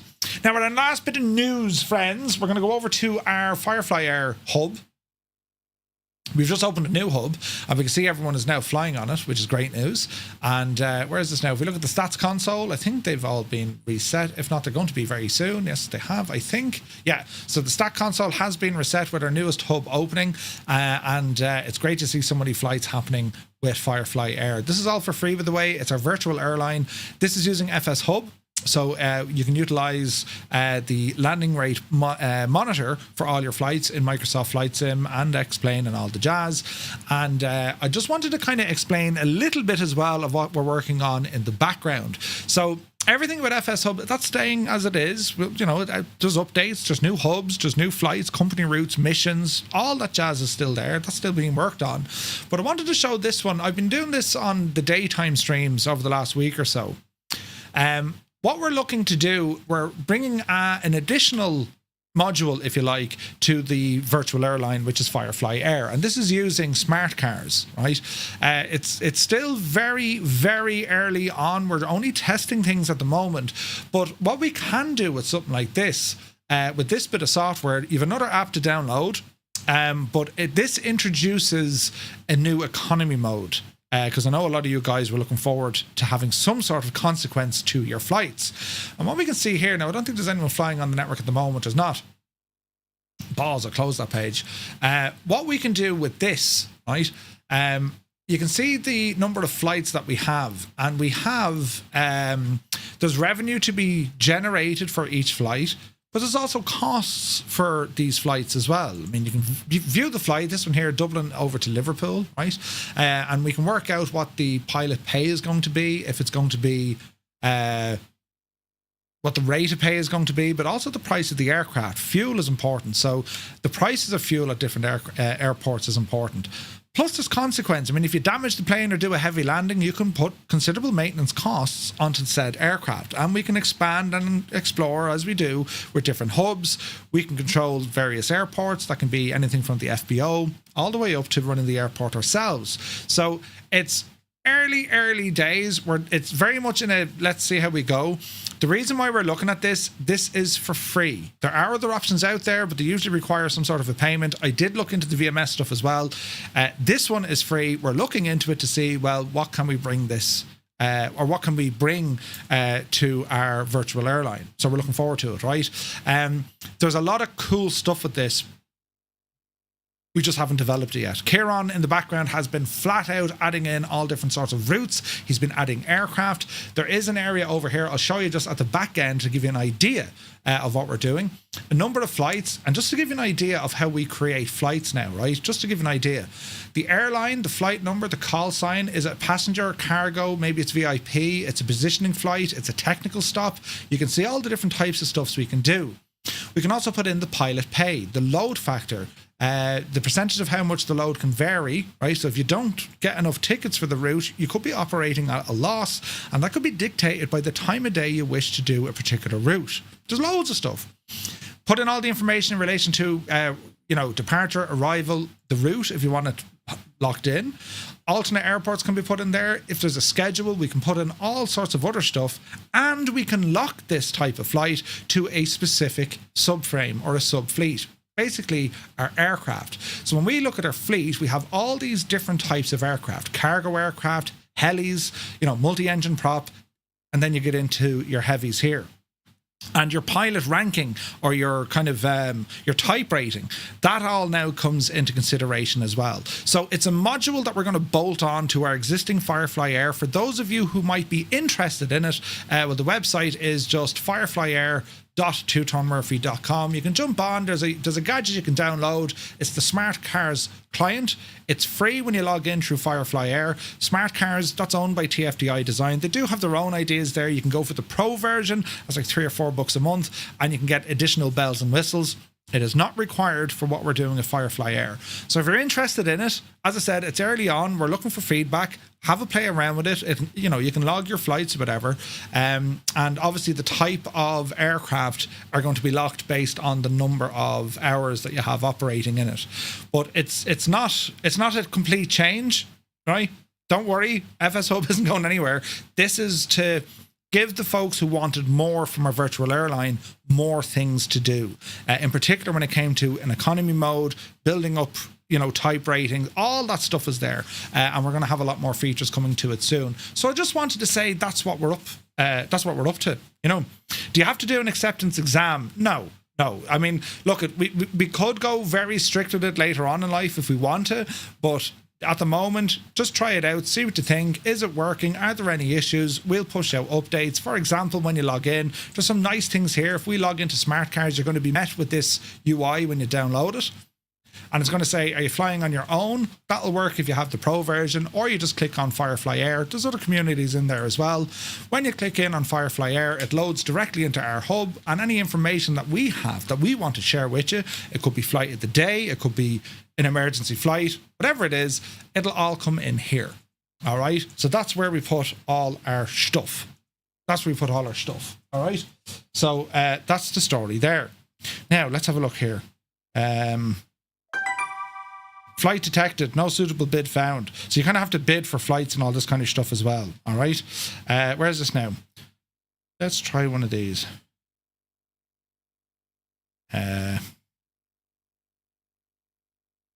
Right, now. So anyway, more on that over the coming weeks and months, but that's where it's at. Edson is here. Good to see you, man. Oh no, PHP VMS nightmares, right? Kieran has added 40 aircraft. That's incredible. Absolutely incredible. So that's what it is. Just wanted to bring that to your attention. Right, friends, welcome back into the sim. And for this now, we've a couple of things to do. Quite dark, isn't it? What I want to do first, we're going to be having a look at ChasePlane. That's right, friends. Edson, thank you very much indeed for the tier 1 sub. 36 months. We're checking out ChasePlane. And the reason why we want to do this is we know that ChasePlane is eventually coming to Microsoft Flight Sim 2024. And as I said earlier on, for someone who's always used the drone camera, and I've always been particularly awkward with all my views. Like every aircraft to me, doesn't matter what I'm flying. Once I know where the views are, you can kind of get to work then and just focus on the flying, right? What we have at ChasePlane is a ton of automation, an absolute barrel load of automation. And what I mean by that is you can just kind of click a button and see all these transitions and the movements of how everything's working. Well, it's doing it automatically. One button press, I don't need to worry about it. And I can control the aircraft during these camera states. So pushback, flying, even the flyby mode is an option now where it tracks the aircraft and it does some nice subtle zoom in and zoom out effects. It's fantastic. So how do we get it working? Well, when you download it, you can add it to Flow Pro, right, by way of a little widget, or it'll be in your top bar menu, right? So for this aircraft, when it loads up, I have an absolute barrel load of cameras, right? And you're saying, right, how do we manage this? These are all different camera views. And what's important here is, lads, at the moment, when it comes to Microsoft Flight Sim, if you want to be adding custom camera views, right, we have what? You have 10 views. You're limited to 10 views using Microsoft Flight Sim because they're all assigned to your numpad, yeah? Well, now, in theory, you can have an unlimited amount of views, and you can look at all the exterior views. You can add all of these additional views, and they have tower view, the nearest runway, the nearest parking. There's the sim after losing connection. And we have, of course, a drone camera that we can operate as well. So it's very powerful out the box, but you might be wondering, well, how do I get the thing to work? It's broken down into groups. You have groups, camera groups, they're important. So at the very beginning, we'll say, right, the main groups you're going to look at is internal, external, and world. So they're your three categories. You have internal cameras, external cameras, and the world cameras. Okay, but inside of each of those categories, you have groups. And what we mean by groups, we have pilot views, we could have passenger views, we can even have hard-mounted views simulating that of a dash cam, right? And they react to the environment based on the physics that the aircraft is going through. So for example, head shake or roll or vibration or turbulence, it's all there built into this camera system. Savage, right?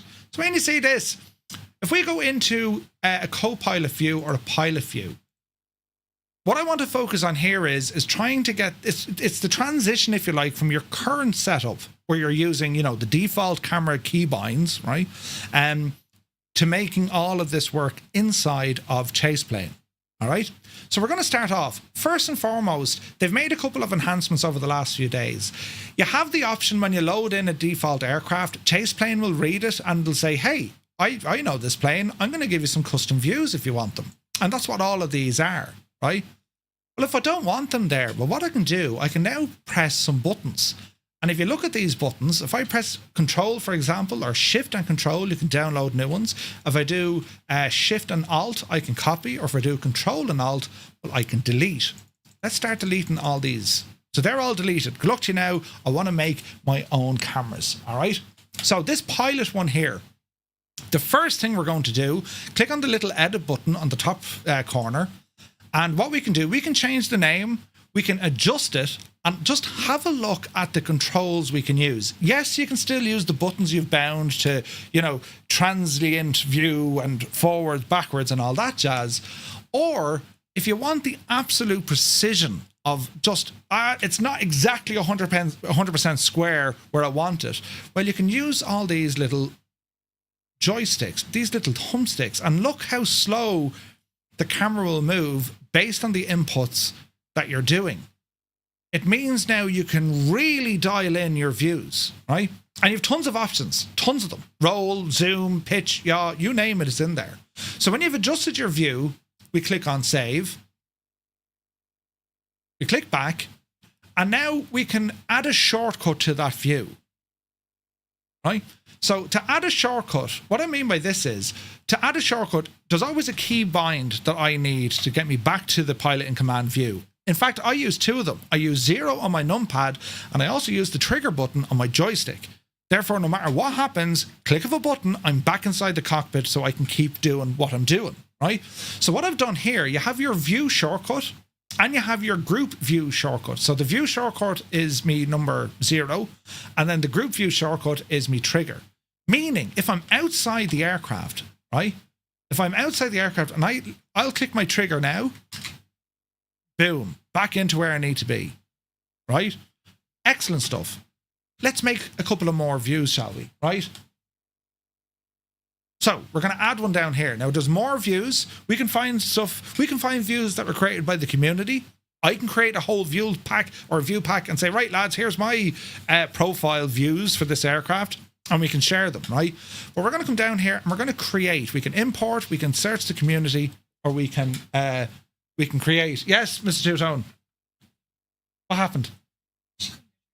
She couldn't get, so she's ringing me. I thought there was something wrong. No kitchens, no. We showed kitchens at the start. That screen is, who pressed that? That screen is broke. Jesus, that shagged, broken, doesn't work. They weren't there this year, actually. Oh, were you disappointed? No. Jesus. No. Strategically staring. I reckon that. At a certain point. I'm not! Her name tag is there, look. Yeah. I'm going to make sure now name tags are held up high. Yeah, you should. Yeah, I should do that, yeah. For God's sake. They were there for Flight Sim X. Were they there this year, Edson? I don't think they were. I didn't see them. That's how good a husband I am, right? They just wanted to know this. Jesus. Right. Terrible. She wasn't there earlier either. Earlier? No, not earlier. I'm in terrible trouble already. Just shake off pressing buttons, will you? For God's sake, I'm here to... I thought you were looking at kitchens tonight. I was looking at kitchens. I sent you links to loads. I know you did. Loads of... I've had kitchens on at the start. I'm doing research. Best really? Buy kitchens. You know. The rack again. Oh, the monitor broke. Oh, Jesus. Did you have them at the... Wait now. He did have them on at the start, to be fair. I did... Not them. The kitchens. I was looking at kitchens at the start. I was. Bloody hell, lads. Right, anyway. Yeah, thanks. Moving on here. We're talking ChasePlane and cameras. But anyway, what are we doing? Oh, yeah. We want to create a new camera, friends. Right, a new camera. So we're going to come down here and create. Right. What sort of camera group would you like? Do you want a pilot kind of view, right? Do you want a pilot instrument view? And basically, see the way it has this head tracking or doesn't have head tracking, right? Or do you want it to be hard mounted? Any mounted view in the cockpit, so it's hard mounted, doesn't work, or doesn't move, right? Passengers, so there's head tracking with that, and they all react. Think about it if you're a person and you're getting bounced around and so on and so forth. Or miscellaneous, mounted, rigid, any views that don't match another group. So I'm going to say, look, I want a pilot one, right? And I'm now going to adjust my view. I can use the mouse to do this. And I still have my zoom features and me, right click and drag the mouse. So I'm going to call this one perfect. Do I want to skip this when I'm cycling through the views? Nah, I'll leave it alone. I'm going to click next and I want a name. We'll call it left. All right. Now we're going to go in and edit the divil, because I want to save this as a view shortcut. So I'm going to click here where it says view shortcut, press a button, number 4, save. Now this will also detect if you have any duplicates or conflicts when it comes to the other keys that the sim is using. Dead handy. So if I'm pressing a button but my flaps are going right, it'll find all that as well. So now I have a 0 and I have a 4. Ooh. Right, let's do more, shall we? I want to do one for the right side. So again, it's going to be pilot. Move us over this direction. And I'm using the mouse. If I really want to dial this one in, right, we can edit it. So I'm going to call this right. You turned off me aircon. We call this one right. Now we can adjust the view, and that brings back up our control pads to really dial it in. Look at the movements here, look. If you really want to dial in the movements. Yeah, that's perfect there now. Leave it there. We're going to save that. Right, click back, and we're going to give this one a view shortcut, and I'm going to use a keybind 6. But let's say, for example, if I wanted to give it, I want it on my keyboard, but I also want a button on my joystick or on my throttle or on my whatever, right? You can add in additional shortcuts. Views, group, that's the pilot one. This one here, right. So group selected views, I can load the group and it'll cycle through these, or I can give it additional. You can assign a shortcut to this specific view, right? And it only works for this aircraft. And then you have the other options. Skip when cycling. Basically, if you're cycling through all your different camera views and you don't want to show that thing off, it'll skip it. But you have control, right? You can also share this view with other community members, right? So I'm happy enough with that one. That's number 6. That'll do. And let me see now. So we have a 0, a 4, and a 6, right? Let's get a little bit adventurous here. Let's come up here, because I want what we're going to call a hard-mounted camera, right? Let's just see what way we can dial this in. See the way we have that clip in there? Well, again, just do a quick move here. I'm going to create this. I'm going to call it hard-mounted. Now, look at the camera move. Because if you look at the camera very closely, look at this line. Look at that line there on the side of the plane. Do you notice the way there's some very subtle movements? It's simulating the movement of your head, right? But if I go hard mounted, look, it locks it. It locks it, right? Old veteran, good to see it. Is it? Do you want a horizontal gimbal, meaning that they stabilize the camera so it stays aligned with the horizon? For this one, no. So we're going to click next. We're going to call this one, you can call it GoPro, you can call it dash cam, whatever you want to call it. And here we have a new group. It's hard mounted, and we can again go in and adjust it. So I'm just going to move this guy forward a little bit, right? And see the way we're clipping the window? So we don't want to clip the window. So let's come forward here a little bit. That's looking good. Let's yaw it over this direction. Yeah, that's pretty good there now, right? And we can do other things. What's our height like? Oh yeah, that's looking better. Also our zoom. We can zoom in now just really hone in on what we're doing, right? And then let's roll it a little bit left. And now, right, I'm happy enough with that. We're going to save it, click back, and I'm going to give it a view shortcut. And what I like about the hard mounted views, see the way this is, it knows it's a pilot, so it's simulating moving your head. See the way you've motion? If you don't want motion, see the hard camera? It just appears. This becomes incredibly, incredibly savage. If we wanted to put a camera in the back, check this out, right? Come on out to the back here now, Josephine. Don't worry about doors are closed. This unlocks everything that the camera system can do on this aircraft, in the sim. It's overriding the default sim stuff. Why Microsoft haven't said, Edson, here's a whole load of money, we're buying that off you, I'll never know. But here's a view here, right? Let's just go to this one for a moment. And you can actually go outside the aircraft if you don't want weird textures hitting the thing, right? So we're going to call this a new view. I'm going to call this a passenger view. Add a passenger view. Yep. We're going to call this one PAX right. And we're going to go PAX right and give it a view number. We're going to call it number 8. Save. Do you notice what we've just done there? Look. Instead of the camera going all the way down through the cabin and maybe you get a bit of a stutter and it goes through things, which breaks immersion, we can now directly go to the viewpoint because it's a different group. There's no transition. If you want to transition, you can turn it on. Deadly, right? Cameras don't make Microsoft... Well, anything that can showcase your product better, it should be top priority. That's my take on it. But anyway, we'll continue on. Let's go back down to our right camera and we'll go across here and we'll set up a new one for the left camera, right? And I'm just using my keyboard for this, but you have the options there. If you want, you can use the... That's probably a weird camera. Hang on now. You can use the inbuilt thumbsticks, that's what they're called, right? So let's see now. Can we get a view? Yes, we can. Look at that. Just the side of that engine and looking down a bit. Yeah, that looks good to me. New camera. We're going to call it a passenger, right? And this is going to be PAX left, right? You get the idea of what we're doing here, lads, right? Lefty. PAX left. And we're going to give this one a button and we're going to call you number 8. Save. So now we have PAX right should be 9. You muppet. There we go. Now see the way number 8, get rid of number 8, save number 9. You can have multiple keys or buttons or switches for those views. And this is where your Steam Deck comes into it, or your Stream Deck. You can have Axis and O's running here, and you can literally have hundreds of views for your aircraft now. So have a look at this one. That's all saved. So here's my pilot in command. Here's my left view. Here's my right view. Give me the dash cam. Poof. Give me the right wing. Instant. Give me the left wing. Instant. You get the idea, right? All right, we're nearly finished. I'll finish off now with a good overhead view. And again, you can really dial in the view. It's amazing what a camera view can do to your flight experience. It's mad, right? Mad. Right, create this one. It is a pilot. We'll call this one overhead. And we're going to save this as button Iverahane or number 1. Save.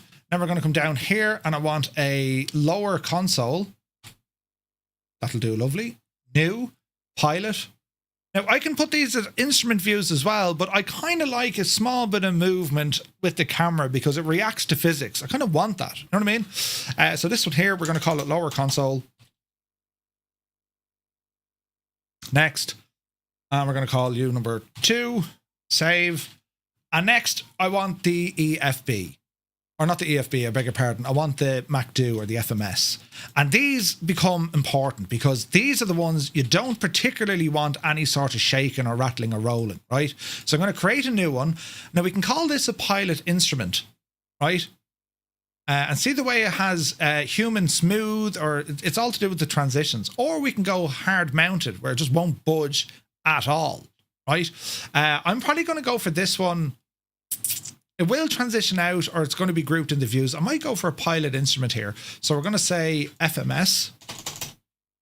And see all the suggestions. If you're saying, what do I call this? Well, they're going to suggest, hey, why don't you call it this, right? So FMS is there, and we're going to give this number 3.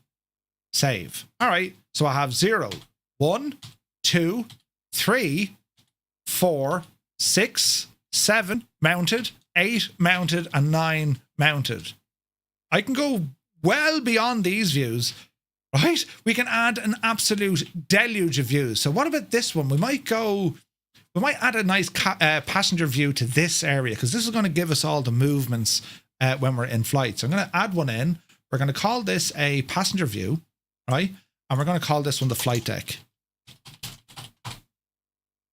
And we'll call this one number 5. Now, let's say, for example, that number 5, I want something more dramatic. As Scott is saying, a jump seat view. Well, how do we get this more dramatic? Well, again, we can open up the tool either from the top drop down or using flow, right? And we're going to edit this. You can edit all of your views. And if you make a mistake, well, you can delete them, right? So let's edit this one and see this adjust. Let's adjust this a little bit. Can we make this thing a little bit mad, right? The rotation speed, you can edit all of this of how fast you want things to move. So what if I make this one a little bit more dramatic, right? So why don't we do something like, there's the roll. That's probably too dramatic. Bring you back to 0 there, Chief. Highlight it. If you make a mess, put in 0 and enter. It just puts it back to level, right? I want to do something like this. Something a little bit dramatic. That's kind of dramatic now, isn't it? How's our zoom looking? Yes. And we're going to now call this the flight deck, right? So we're going to save that. And now we have another dramatic camera. So 1, 4, 6. If I want my overhead, if I want my lower console, if I want my FMS. But check out now, give me straight up to this kind of mounted GoPro experience. There's me dash cam. There's the right wing, there's the left wing. You can also do the same when it comes to your exterior cameras. Gone are the days that you just want to show, outside view. And there's nothing more annoying. You get the perfect view and next thing, Jesus. So watch this, right? We can delete these, yeah? Or if you like them, you can edit them and say, oh, that's the one I want. I'm going to press the button. And then you have that view saved. Wimmis, thank you very much indeed for 12 months. Cheers, buddy. So I want to make something mad here. There's a tail, and this camera will stay there, right? However, if you want to do something a little bit dramatic, like this, for instance, let's come over here. Or if you want to create a new one, look at this. We're going to create a hard-mounted view or a chase view. It's loosely attached to the aircraft, so it's as if it's going to be following it. So if I do a chase view, right? Watch this now. I want this to be kind of just around here. So it'll always hone in on this view when I press a button as if it's chasing the aircraft. You get the idea that we can do. If you're not happy with that, just go back and edit a new one, right? So there's one here. I'm just going to create a new one. So let's see. If we do a hard mounted one, right? And now, hang on now. Hard mounted, because we want to adjust this, right? So we'll come over here a little bit. And let's pretend that we have a little camera mounted here just over the light, right? Upsetting all sorts of airflow. And let's zoom in here a little bit. Is there a horizontal gimbal? So if you want, you can put gimbals on it, so it'll stay straight no matter what. It's always looking at the horizon, despite what the aircraft is doing. I don't want that. I want to treat this as a GoPro. So we're going to call this one, left wing GoPro. All right. Do you want a button for it? Jez would love a button for it. Well, what do you want for it? Well, I've run out of numpad buttons. Okay. Well, what do you want to do? Well, I've these G buttons over here. Or I might have buttons on my hardware. Or a Stream Deck. Or a button box. So I just press a button on my Virtual control box here. Yeah, that'll do. Save. All right. So I now have me cockpit and have all of these jazz. Yeah, they're all beautiful. I'm loving them. What about me external view?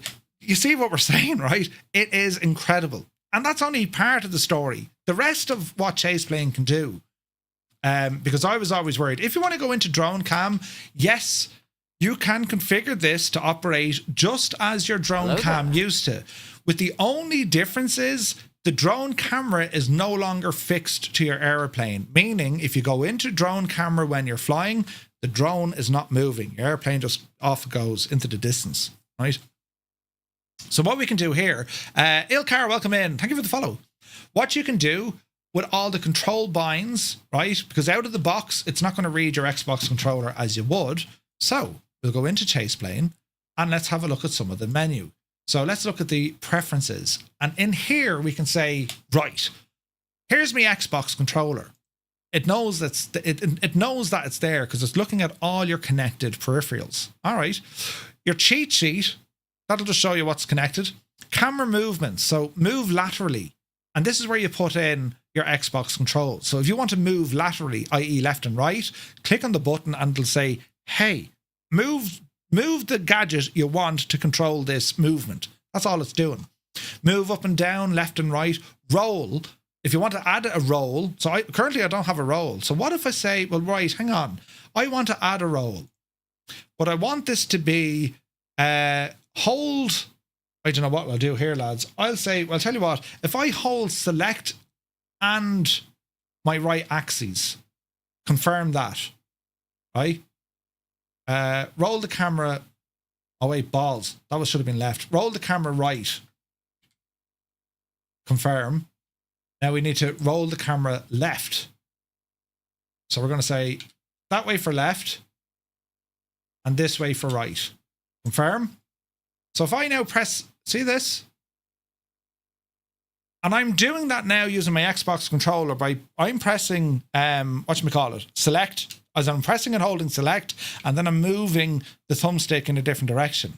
Now, let's say, for example, but it's too slow, Well, you can also put buttons in there that are going to help you speed the thing up. And not only can it speed it up, when I talk about speed on this thing rivals Flight Sim 2024 in terms how fast you can actually get this camera to move. Or, if you want, this will rival the likes of GSX or anything else for your cameras if you really just want to have nice, slow, subtle movements. So, for example, I'm slowing down the drone camera now. Do you see how nice and slow our transitions and movements are? Like, if you're a video creator, if you're making videos on Flight Sim or you want to make videos on Flight Sim, I mean, I'm doing this manually now. And because I've slowed down the speeds, I'm not worried about how much pressure I need to exert on these controls. I'm actually going full force here. This is a game changer for anyone who's making, Flight Sim content. You know what I mean? And then I can use buttons to speed it up again. Yeah, that's too slow. Let's speed it up, right? Let's go up the road here. Let's zoom out a bit. On up the old stairs. My views going left and right are too slow. Let's see, can we speed these guys up, right? Let's see now. I'm after breaking that now. Think, Murphy, think. That's okay. Don't worry about that.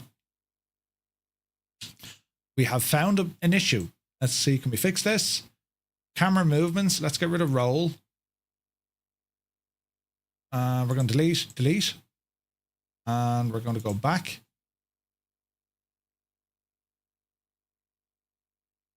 Slowly but surely, we're just waiting for this to speed up. Oh, it's taking ages. Come on, Betsy, you can do it. I wonder now, have I overridden something? That's probably why. All right, let's see. Roll, speed boost. Okay, so speed boost, left shift, right shift. Camera actions. Previous view, reset your camera, go to internal, look left, quick look. All the view stuff is there, which is nuts. Fast camera control profile, if you want the thing just to be always fast. I need to figure out how I broke this now. Hang on. Camera movements, move laterally, move forward, up and down, zoom in, zoom out, left and right roll, speed boost, left shift, right shift. Left shift or right shift. I want to look at on the Xbox controller. There we go. So can we just tell it to listen to me Xbox, right? Close that now for a minute.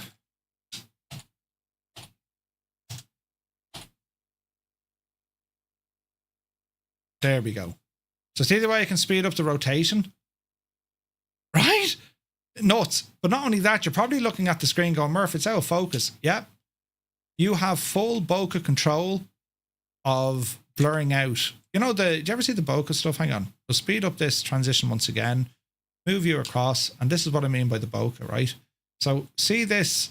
Let's look at the tail of the aircraft. And see the way the background can be blurred out? See that? So that uses bokeh control. Isn't that amazing? So you can do all of that.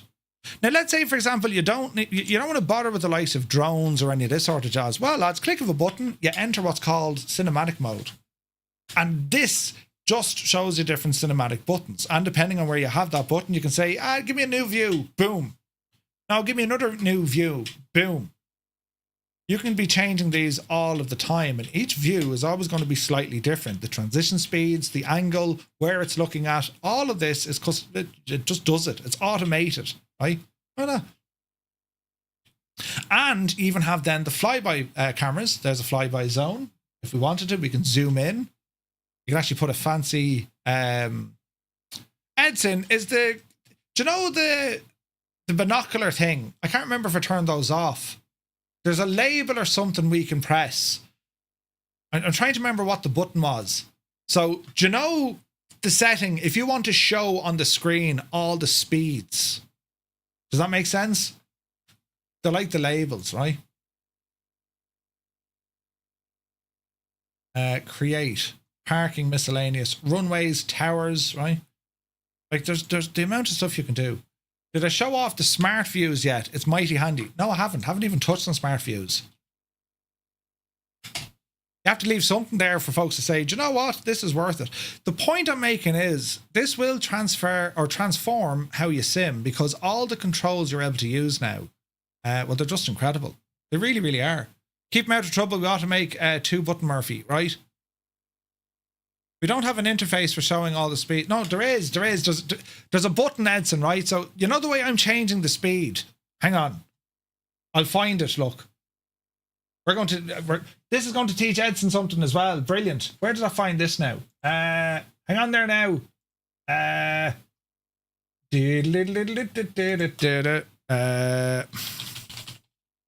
now. There was a button for this. Where did I put the dibble?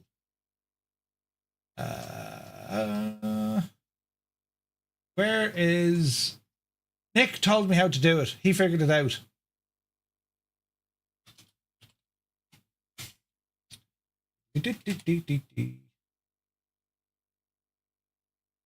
There's a button somewhere, right? And it's like show labels or not show. Do you know what I mean? Let's have a look now.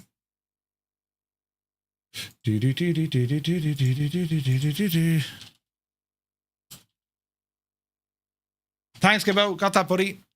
Fair dues to you, man. Hang on, there is a button for this here now. It was hide labels or something. I don't think it's in your menu. It's using the Sims menu, if memory serves me. Toggle ChasePlane panel.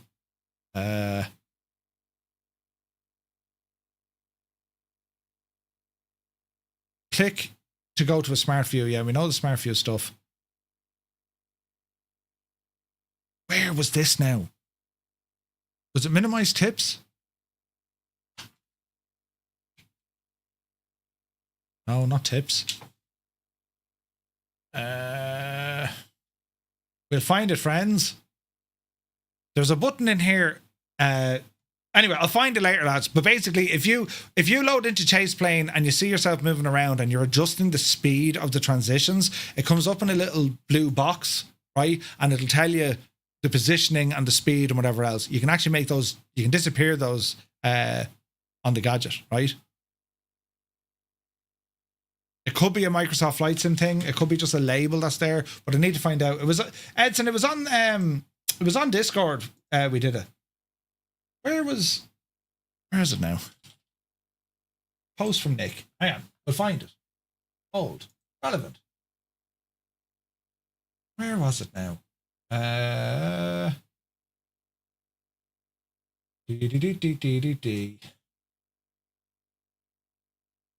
Was it on ChasePlane? Search.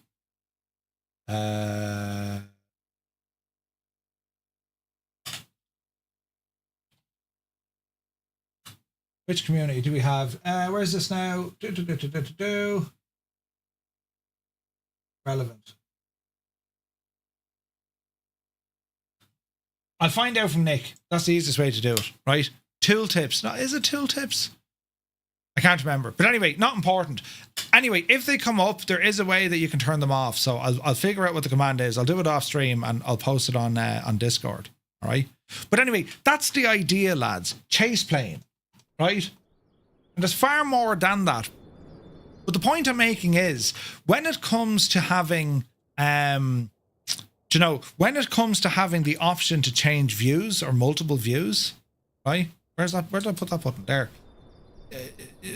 You can greatly exceed the number of default camera views that the sim gives you. Plus you have the cinematic cameras, plus you have flyby, then you even have smart cams, meaning that your mouse can lock on to anything and it follows it. It follows it. Incredible stuff. Very handy for fellas doing tower work. Just incredible, right? So the reason why we're showing this, because we know ChasePlane is on the way to Flight Sim 2024. There's also an experimental branch that they're working on that actually allows you to use Toby tracking. At the moment, this is not using Toby tracking. Right? It doesn't. This version, because it's a stable release, it doesn't use it. TrackIR works out the box, but yeah, it's the experimental branch. They're after getting Toby working, and you can still use our eye tracking, head tracking, all that kind of stuff. Right? So yeah, pretty cool. So my understanding is, unless I'm very wrong, Edson, but if you buy this for 2020, I think you can get it in 24. I think, but they're gonna have it in. They're gonna have it working in 24 very soon. And this is I love using this in 2020. I love using this camera control because you see it on all our flights. It's just absolutely deadly, right? Bit of GSX here now. We can say request to boarding for the crack. Requested. Get some NASA people here. And you can kind of see the stuff you can do, right? Let GSX do its thing. But we can be just hovering here, being able to see what's going on by using all these custom cameras, you know? When 2024 releases, you can get that version 2. Limited time though, don't wait 10 years and then come claim a 2024 version. Yeah, 100%. Once you use it, you wonder how you went without it. It's the very same thing of flow. You'd wonder, how did I ever manage without it? It's just one of those things. And you might, like, because I was on the fence for ages. I was like, oh no, I'm not going to, I know how to, look at the speed of the bus. I know how to use all my camera systems. I don't want to change to anything else. Thanks, but no thanks. Now I can't fly without this thing. The difference it makes, even these views, lads, if you're in 2024, it goes down through the cockpit and down through the friggin' cabin and it's all shaking and, you know what I mean? But anyway, so that's ChasePlane. Check it out. And again, if you're using something like Flow, you can just horse it in there and you have all these options. I've only looked at a little bit of it, right?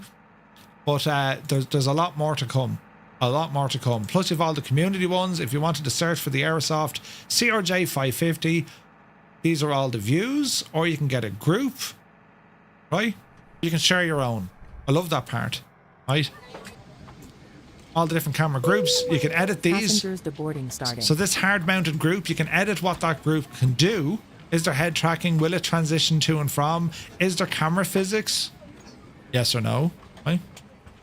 Aircraft effects. Do you want the motion effects transferred into the camera system as well?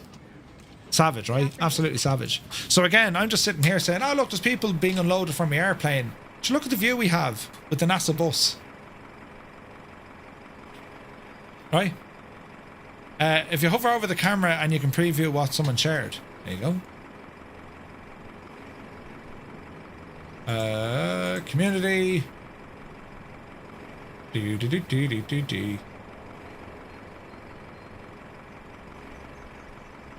Yeah. So you could find someone has, oh yeah, that's a great view, I want that. Look at this Chase external view. So if you want that, you can say, yeah, give me that, download it, and now you have it. Real handy, right? But anyway, that be ChasePlane, lads. I hope that was somewhat helpful for you. If you were on the fence, maybe this has satisfied you now, one way or another. I really like it. I really, really like it. So we're looking at the CRJ quick update. Well, I say a quick update. It was a huge update, and they fixed a lot of things with this aircraft. The changelog was massive. So what we'll do, as we're sitting here, let's see, will GSX give us ground power? Let me see. Additional services, request GPU. Ground power says connected. On up here. Yeah, it's available. So we'll turn on our battery. These are all on. Turn it on. There we go. Beacon, logo lights, landing lights, armed emergency lights. Alrighty. Goodbye. Aircraft systems are warming up. Our ECAS system, they've made changes to the CRT screens here. And again, I don't know if how much time you guys have spent actually looking at some of the screens here, but the detail, absolutely incredible. Incredible. The CRJ started off life kind of mad. Why is it so dark? It started off life kind of, you know, mad and rough. It either worked brilliantly or didn't work at all. They've seemed to fix all of that, right? So in terms of new features, there's nothing there that's like screaming at us in terms of new. They've just fixed things. It's quality of life updates, and in particular, it's the flight model on this one that they've worked on. The other fixes that they've added in, as I say, when it comes to where is it now? CRJ update, right? To give you an idea, updated the flight model, updated the engine model, improved the cockpit model items, right? So there's new art and better, better textures in there. Better definition of what's going on, right? Added elevator trim input, fixed the autopilot disconnect, fixed the flight directors. They've done tons of work when it comes to the nav systems of the aircraft. We also have a HUD, heads-up display. Where's my click spot? There we go. And we should be able to turn that guy on. So you do have a working HUD in your CRJ as well. Depends on your camera view how well that'll work. Again, we can use ChasePlane to give us an owl idea. Now, that was already there, but as I said, things are just working a little bit better. Right, look up the hill there now. A lot of work has gone into the FMSs, into our Collins units here. For us to align, where are these? They're down here. I'll start aligning there now in a moment. Takeoff and landing speeds no longer change mid-flight. What else have they done? Fixed the waypoint symbol, fixed the RF, the GS indicator sides. What else did they do? Added GSX configuration. So GSX, as you can see, is working a little bit better, right? Is this going to be free in 24 if ordered for 2020? Yes. ChasePlane is yes. So the updates I grabbed, Rock, this came directly from Aerosoft. Through their app. Fixed the flap config, 8 degrees for takeoff, fixed missing wind entries in the takeoff data block. The systems have been really worked on here. So your flight model, the engine modeling, a couple of visuals in and out, a few sounds in and out, but also the systems, right? And as you can see, I mean, the CRJ, the 550 variant, you can actually get that as a private aircraft. Then, of course, we have our 700, we have the 900, and we have the 1000. Phenomenal airplane. Great plane now.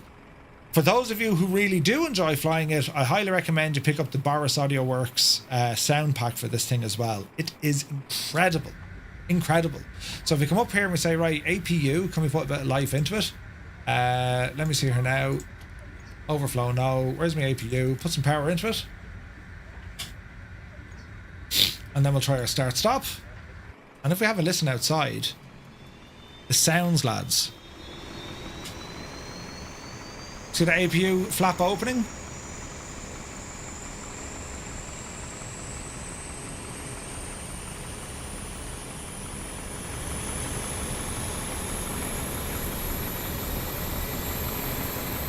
Savage, isn't it?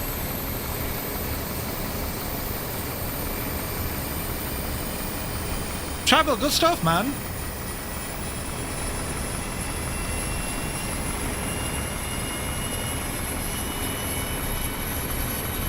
Isn't it only brilliant? And that's just the APU, lads, right? Passenger views into the flight deck, like it, right? Brilliant. So yeah, with the CRJ, I don't have time to fly it tonight because I've other stuff to show. I will be doing a flight on this soon. I might even do it tomorrow for the crack. We'll see. But if you have the CRJ, plenty of updates. And like this one kind of left a bit of a sour taste in my mouth. When it was released, we didn't get any updates. It was years. Now all of a sudden we've got 2 massive updates. And Aerosoft, as we heard at Flight Sim Expo, they're working with Tulsa as well on other aircraft. So yeah, should be good. The earlier tap is no longer with us. Sorry for the delay. What was that now? Jesus, that wasn't coming through on this side, Gibbo. Interesting. Oh, there's always a muppet. Gibbo, you're on fire. Good man yourself. Brilliant. Can you add photos to ChasePlane? Can you add photos to ChasePlane? What do you mean? So if you want to take a picture, you have a couple of ways to do it, right? So you have this zoom in mode. It's whatever way you capture your own photos. So for example, I just use, that's my shortcut to take a photo, right? So yeah, very, very handy. Look at the state of that CRJ. Right, moving on, lads, because I have 2 more things to show you, right? Yes, we are here at the Kennedy Space Center, and I want to show you. We'll turn off GSX, because that's going to just wreck our heads, right? Which now? Thank you. Give it a second. And the APU is running. Leave that there for the moment. So, this add-on is available through the marketplace, all right? And it comes with all the scenery for the Kennedy Space Station. As you can see, all the bits and bobs here, all the vehicles, there's choppers down there. Look, jeez, I didn't even notice them. Right? There's tons of scenery objects here. And this is released, it's out a while now. However, it just received a massive new update. And I want to show you the update because I think it is absolutely friggin' deadly, right? So you have the vehicle assembly plant. And you can see all the textures here, all the ground objects, and this is in 2020. It works in 24 as well, right? But it's better on 20. The LOD is better on 20, hands down, and the sounds work better on 2020 as well. Now if you buy it for 24, it works on 20. If you buy it on 20, it works on 24. You can pick this up from the marketplace. It's priced in and around €30, right? 30. But you can see the idea. So you're getting all the scenery, all the buildings, all the launch pads, and there's even an interior here because I think the door opens, right? Mad, right? Mad. But that's only telling you a little bit because, friends, you can see the road tracks, everything's all happening here. But what this gadget comes with, it comes with its own little app. And again, you use it from your top bar. I've thrown it here into flow. And I want to show you something deadly. So if we want to load in Apollo, the spawn area, I want it at the vehicle assembly building, which is here. And I want to load in the Apollo spacecraft. Give it a second. Let it load. And have a listen to the sounds. And here we have it. Before we even have to start thinking, here is Apollo. Whatever one it is. And that's moving. That's driving. Right? Like, check in the detail here.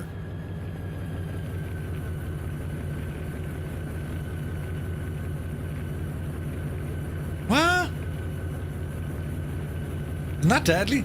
So you can spawn in the various spacecraft. We're going to start off with Apollo. But like, look at the modeling on these. These are pretty cool, aren't they? And like, you know, the entire spacecraft is there, look. Our Saturn V rocket. All the way up to the very top. And like, look at the detail up here.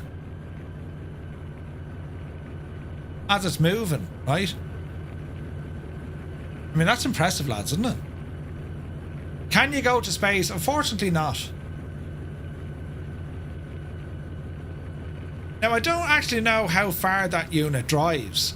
Because if it has to go all the way down there, well, we're going to be here till tomorrow. So what we can do, we'll open up the little application again. And we're going to say, right, the spawn area, just put it on 39 pad A.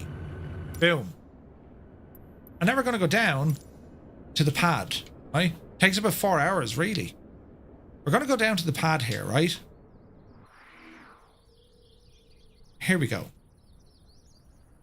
So here's our gadget sitting on the pad. Isn't that pretty cool, isn't it? So what we're not going to do that anyway. Slow it down, Murph. Slow your camera down. What we're going to do, we're going to do one of these, right? Ideally near water. And have a look at this now when I change the time of day. This is absolutely deadly.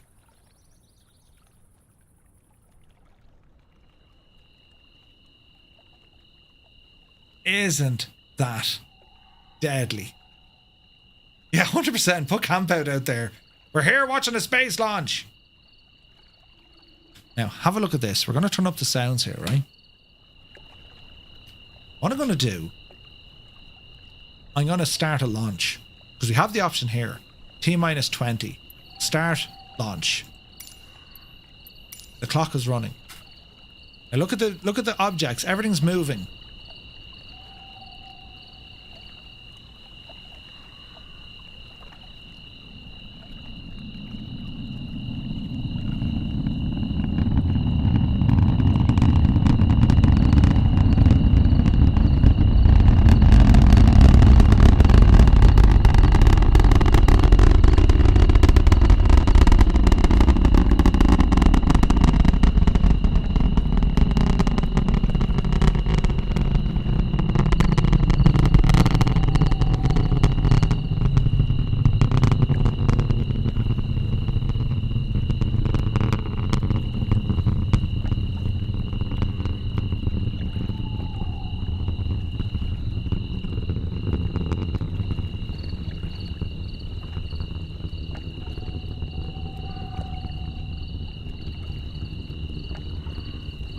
Isn't that only deadly? Right? It is. It's class. It's absolutely class. Right. Let's see. And again, you can look at it in daytime or nighttime. That's entirely up to you, right? So we can go... Oh, give us daytime over here, look. And if we want, we can just reset it and give us a new launch. So clear that. Spawn it in on Launchpad. Apollo. Wait now. Launchpad A, you muppet. There you go. And we'll plan another launch. Now we can move in a little bit closer, it'll get louder.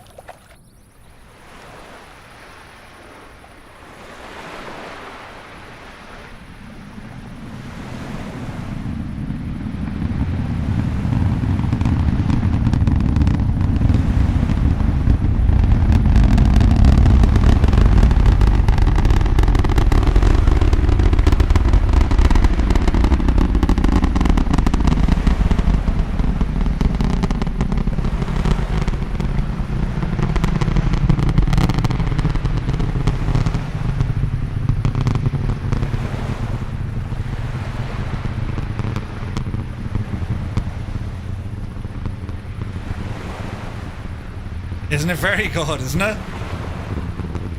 And that thing will just... That stays going for ages, right? Stays going for ages. So what else do we want to show you? That's Apollo, right? Now we'll keep our views here.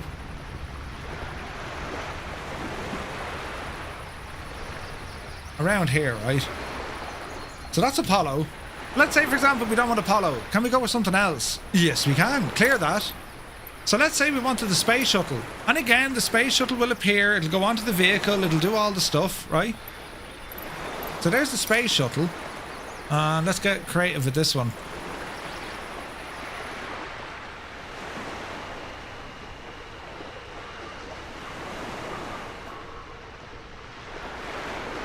Move away from this water sounds. They're too loud. Right. Oh, Jesus. Isn't that absolutely deadly, isn't it? We give it a launch.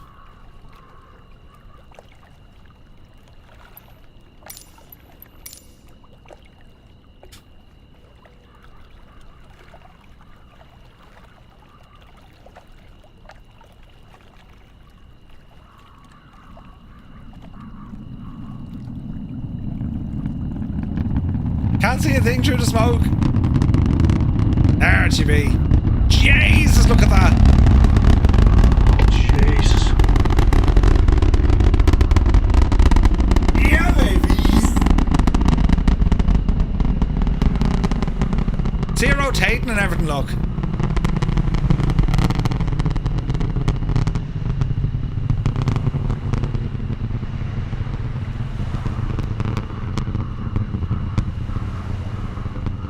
When this baby hits 88 miles per hour, you're gonna Right. see some serious shit. I'll try it again during daytime.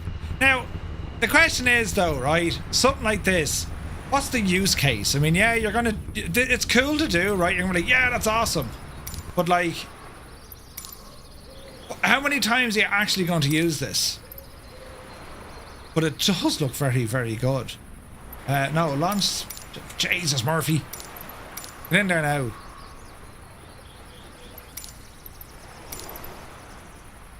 Vehicle assembly. No, we want... Yeah, A. Get in there now. Right.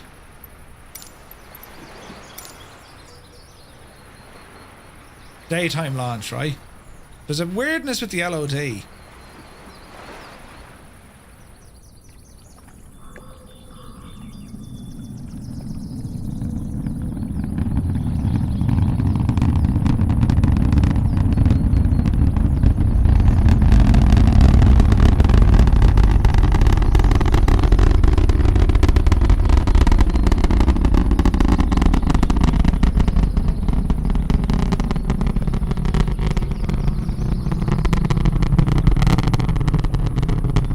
Like, it is pretty cool, to be fair, isn't it?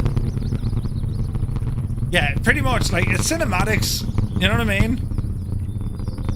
But you'll see the angle now. Like, she does actually pitch to get the proper trajectory and the way it goes. Like, a lot of work has gone into this. You know what I mean? Yeah, Craig, no worries, mate. It's pretty cool, man. It's pretty cool.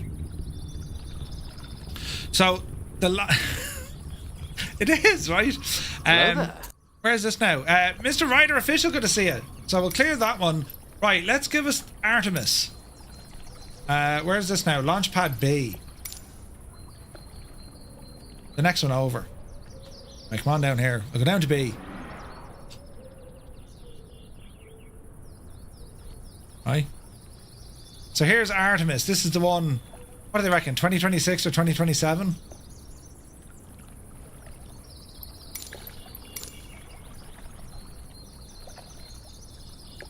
I see the gangways going back and all. Like, isn't it only class?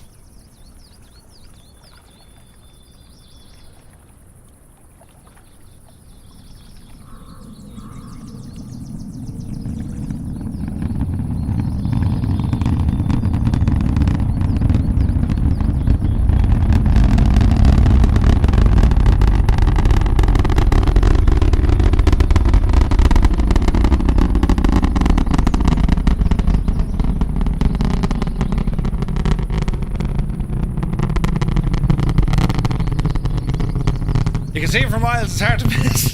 That's what she said. Right? What do you think of it? So it's available on the marketplace. This is version 2. It was a free update, and it now includes these vehicles, and you can have them moving, or you can set a launch, or if you're flying in your plane and you're near the area, oh Jesus, wait, I'm going to start a launch as I'm flying. So as you're flying, you can program all these things to launch. But that's it right now. But I mean, doesn't it just kind of open the door a bit to say what could be possible? Imagine if we had some sort of a launcher and now you're actually in that vehicle getting propelled into... Like, could you imagine the crack you'd have at this, right? It's very, very good. It works better on flights in 2020, lads, because the LOD is just better at the moment. You know, when they get around to fixing it, sure, it'll be great in 2024. But, like, if we were to go up here, look... Like, it's still going, look.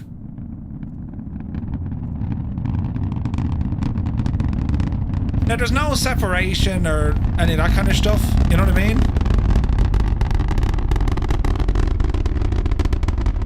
It just does its thing. It keeps going until eventually, you know, it doesn't.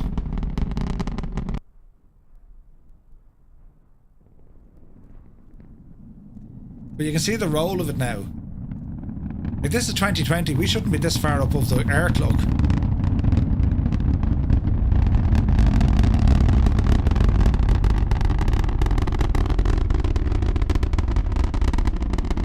Isn't it class though, isn't it? Off she goes. But like, look at the smoke trail. Look at that. That's impressive. You don't get that in 24. It stops halfway. You know what I mean? Yeah. The sounds are very, very good. So there you have it. What do you think, lads? It's good, isn't it? I think it's brilliant.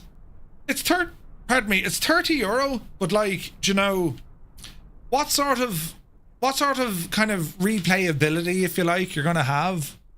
It's hard to call. It does come with all the scenery for the Kennedy Space Center, like the whole area, which is nice. And I like the way you can have either Apollo or the shuttle or Artemis, which is pretty cool, right?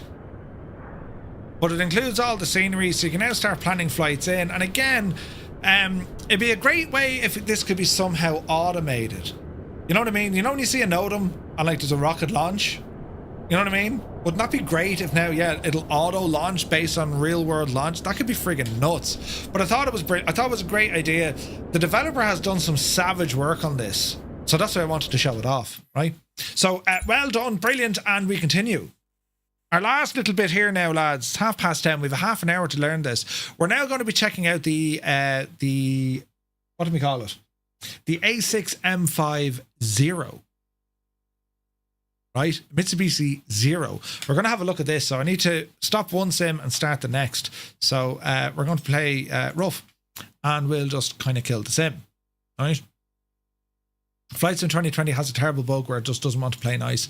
So let me see. We'll fire up Microsoft Flight Simulator and let's see what happens. Now, this is an aircraft. I haven't even touched it yet, lads. So I don't know what to expect. Don't know if it's going.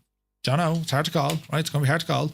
However, we do have a manual that's included with the aircraft. So this is the upcoming A6M5 Zero, the user guide, and it's built by BlackBird Simulations. Right. So let the sim in the background load up. A couple of licensing things here. Introduction to the aircraft.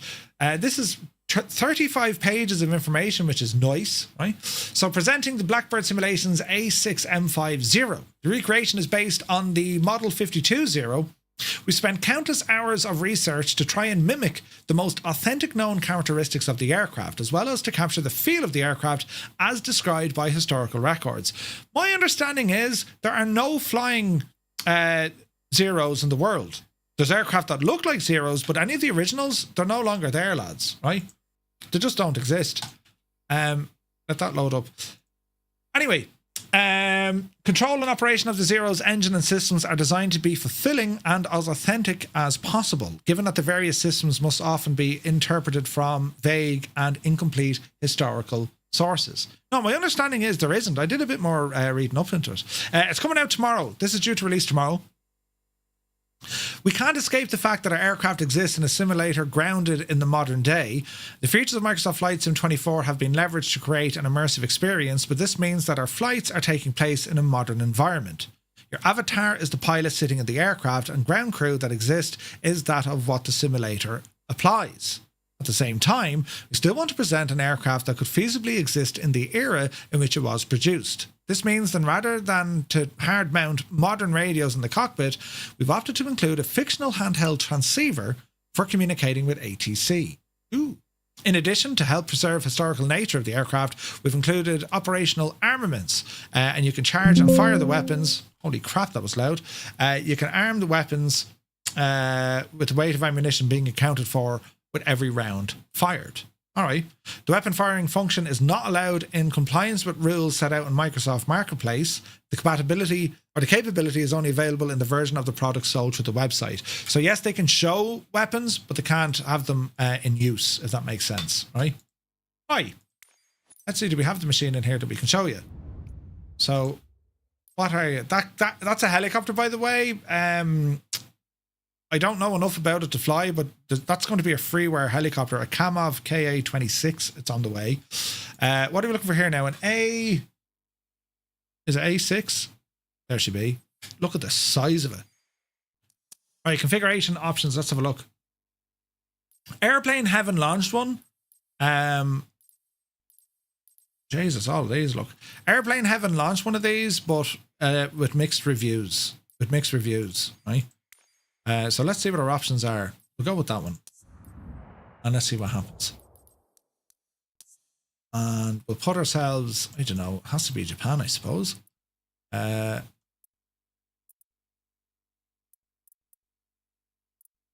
Somewhere kind of off the beaten track. Osaka. Kochi. That's a huge airport, isn't it? Right, we've got a Kochi. Load us in there now. Hey, time of day is morning time here, so make it daytime.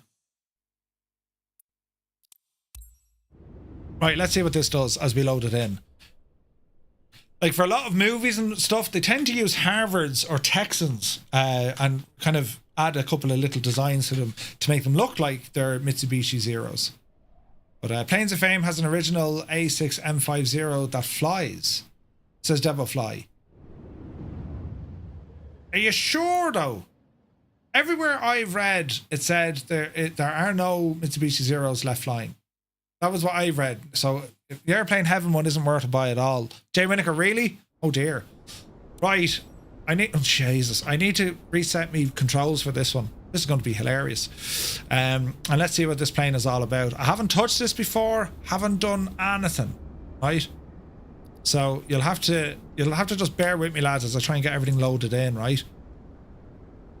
Waiting for Sim Update 3 to release so we can finally have menus that don't take a day. There's one setting.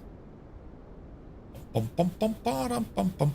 forget, lads, as we're waiting, if you do enjoy this content, if you're watching us on YouTube, do be sure to hit the little like button. It helps out an awful lot. I would very much appreciate you pressing a button. You know, 60% of the time it works. Every time. It'll suggest the stream to people who ordinarily may not be watching it. Do you know what I mean? They'll be like, who's this Egypt now? Right, let's see. That should be all saved, is it? Yes. Let's set up a couple of views just so I can get some sort of an idea of what it is we're actually looking at. Details are nice. Details are very nice. Okay. All right. I imagine we need to do some sort of a walk around and all that jazz as well. But the weather is not perfect, so we better change that. Few clouds. Why not? Okay, so we'll get back to this now in a second. Let's just finish what we need to read here. So, oh Jesus, right. Installing, that's all grand. Supported platforms, user, that's grand. Post-install task, be sure to turn your antivirus off. Updating the aircraft, that's okay. Uninstalling, that's okay. Introduction to the Zero. One of the most renowned fighter aircraft of the Second World War, symbolizing both early air dominance of Imperial Japan and a dramatic shift in air superiority as the war progressed. Named Rei-Sen, short for Rei Shiki Sentoki, or Type O fighter, the A6M received its Zero moniker from the Japanese Imperial year 2600, which was 1940, for which it was introduced. Ooh! Part of the aircraft's success lay in its impressive range. Had Type 99 cannons, 20mm, two 7.7mm machine guns.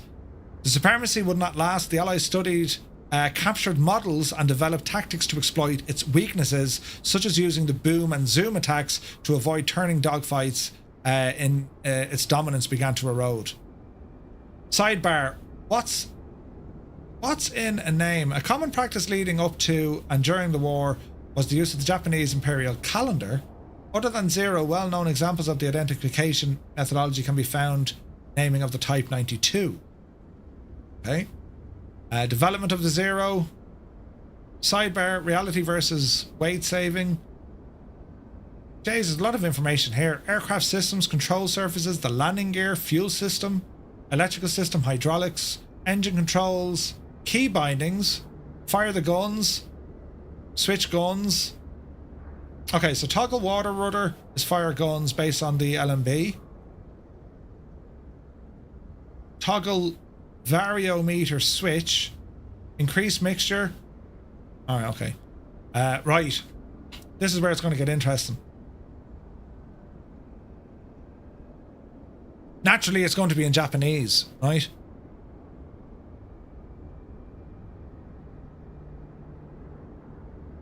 Wing tank. So there's our fuel.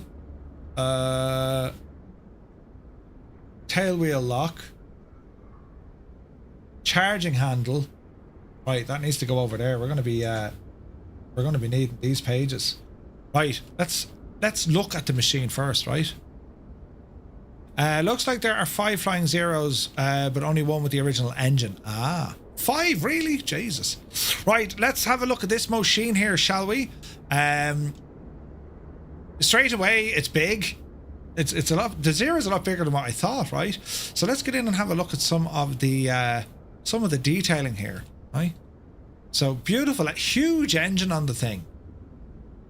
So onto the leading edge of the wing, all the rivets are present. That's nice. We do have removed before flight on a pitot cover. Continue on the leading edge of the wing. That's one of our cannons. Oh yeah, there's nice detail on this, lads. Can you see it? That looks the part. Onto our main wheels. Even the tires are done in Japanese. You gotta like that, right? Great detail. Great detail. Into the wheel well.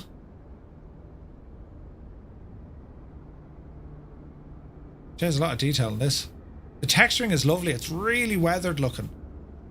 It's the prop. Right, one down under the engine. Ooh. I mean, that thing just screams power, doesn't it? Very, very nice.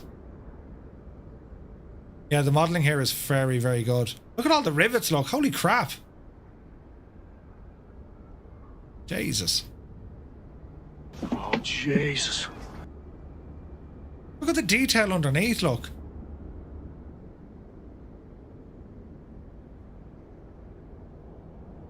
I'd much rather fly this Zero in DCS, but it does look amazing, says Jazz. Yeah, like, I mean, look at...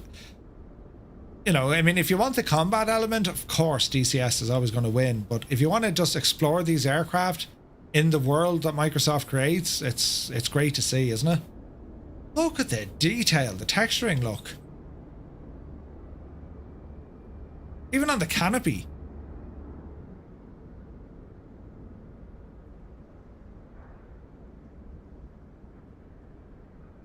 That's awesome. All right. How's your Japanese reading, lads? There's no Zero in DCS, nor is there one on the horizon.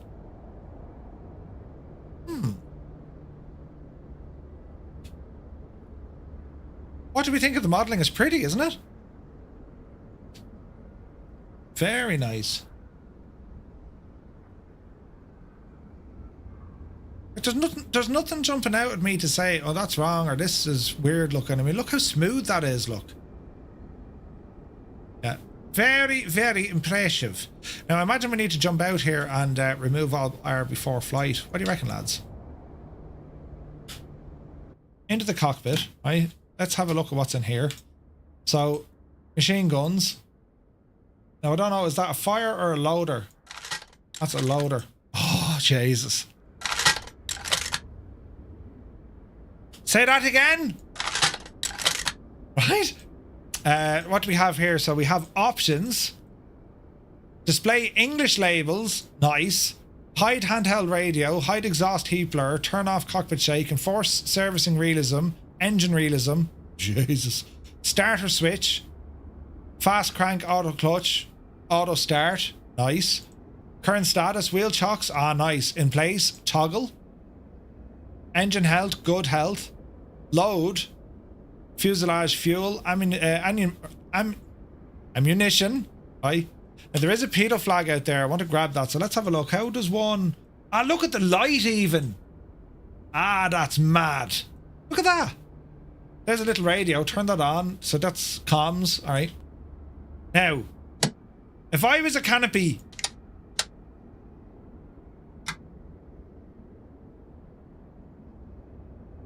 I don't actually know what that did. Hang on. Trims? Oh no, tail hook position, flap position. All right, okay, not important. How do we open the canopy now? Oh look, a latch. And then a door handle. All right. Click outside. So I've removed the chocks from using their little EFB thingamajig. Remove the oh, that's pretty cool. Look at the pitot vane. We can add or remove the fuel. That's pretty cool.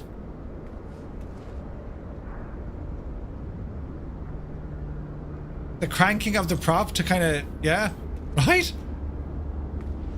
And I'm sure there's other stuff we can do. Right, I'm too excited with this. Let's put back in that that fuel. Belly tank refuel. And there she is now, look.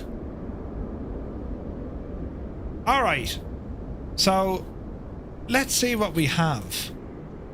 There's our trim. What's back here? Jesus, I love the detailing is beautiful. Alright, what have we got here? This looks like it's oxygen? Trim, guns, throttle, prop, mix. Oh, the mixture. Oh, that's our mixture. Okay. High altitude valves. So it's like a turbo. Okay. Battery. Generator. Formation lights. Nav lights. Gun sight. Internal lights, perhaps. Pitot heat is there. Fuel. Couldn't tell you what we're doing now, lads, but sure, we'll give it a parachute static line. Oh, no way, a parachute static line. So they would have to connect their parachute to that little fella there, and when they jump out the plane, it stays, hence it opens the parachute. That's nuts. Wing tank gauge. Okay. Primer. Compass. Mag switches. Emergency boost.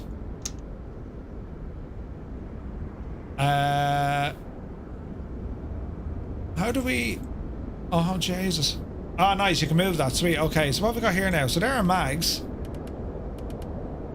We'll want those. Don't know what you do, so we won't press you. Don't know what they do, so we won't press you. Ignition.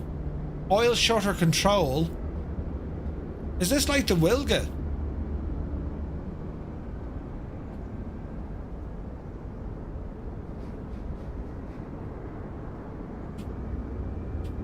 It's not a cowl flap as such. Is there cowl flaps? Okay, they're the cowls. Now where's that button?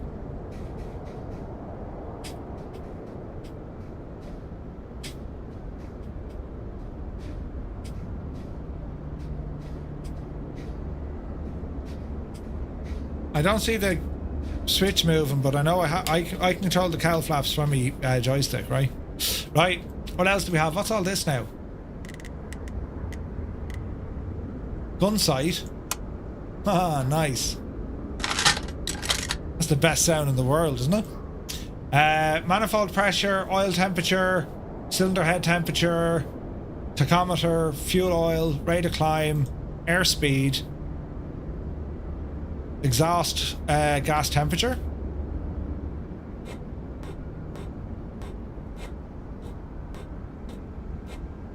Primer. We don't know what that does, so we won't go near it. Ignition booster switch.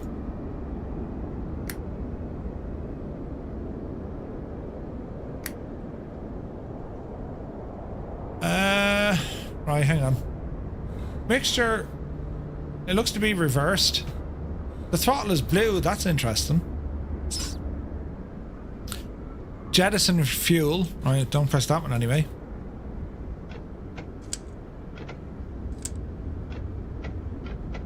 I don't know what that does. Okay, let's see if we find where the starter is. So, number 7 is your engine primer. We got that. 24 is the ignition booster. 26 are the cowl flaps. So there are your cowl flaps here.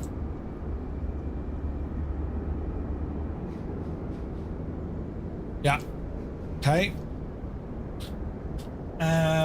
let's see here now. 27 is your emergency gear handle. That's that guy, right? Master air valve, firing valve, tab control, wing tank gauge, battery generator. That's all okay. Let me see your tail hook. So number 8 is your tail hook arm release. Okay. 11 is your arrestor hook. So there's your arrestor hook, right? And there's your flaps. Landing gear number 13. Jesus, put them back up. There's your landing gear down here. Oh, that's pretty cool. So all your main controls are there. Okay. Now, in terms of turning this digital gadget on. So 7 is our primer. 6 are the mags. Flight assist, altitude hold and wing level. Heading assist, so it's like a rudimentary autopilot. 24 is the ignition boost. And then engine inertia start. Where's that now? Engine inertia starter. So if we press that guy,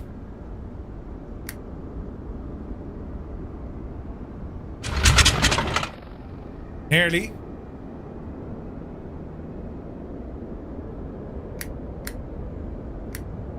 Let's prime it.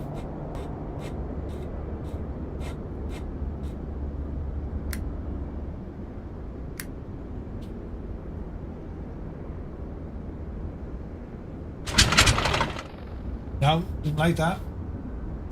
Inertia cranking. Okay. Oh, you can hear it spinning now, listen.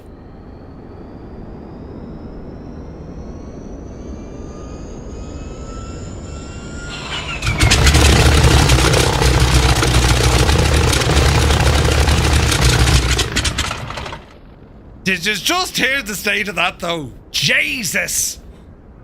That was amazing. Right, hang on, we'll try it again. Is my fuel on or off? I don't know. Let's just turn it. Maybe this will work.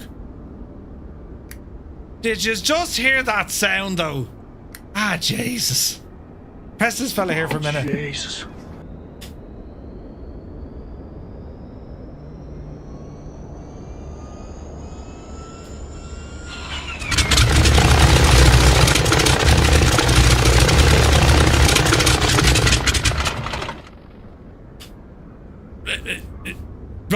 Right. I'm clearly forgetting something terribly important. They're on.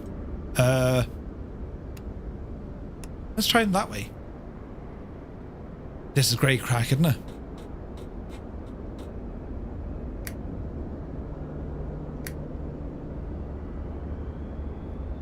The friggin' sounds, lads.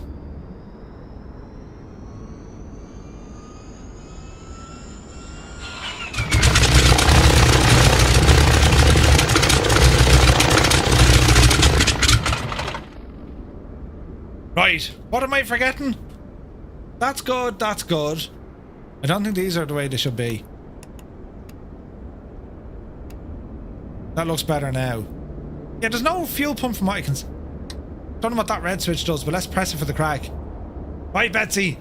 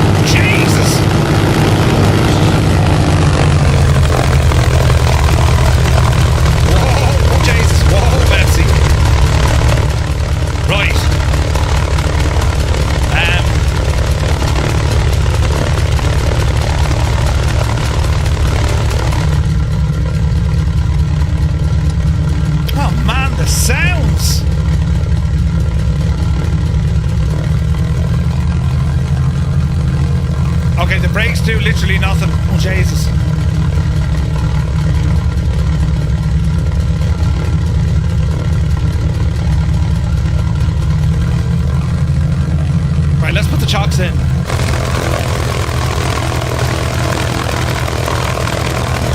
The sounds are amazing. Hang on a second. 60% of the time.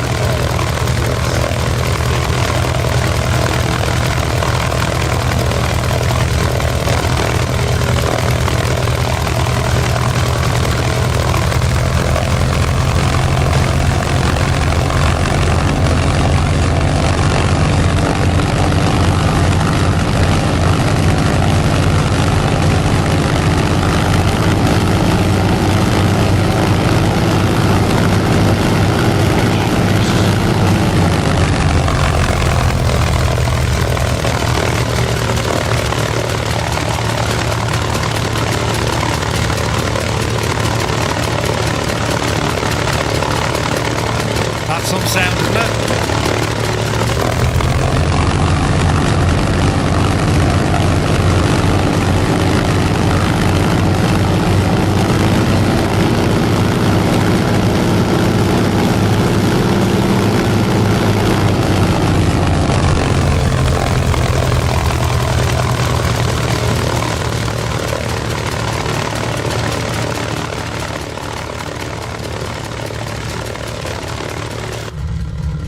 Right, so, get rid of those flaps.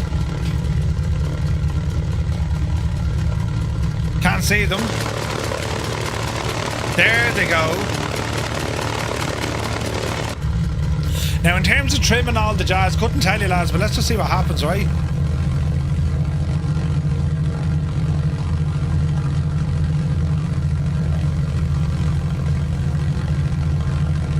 I couldn't tell you what's going to happen next. Your guess is as good as mine. I imagine she needs all sorts of friggin' trim and stuff, right?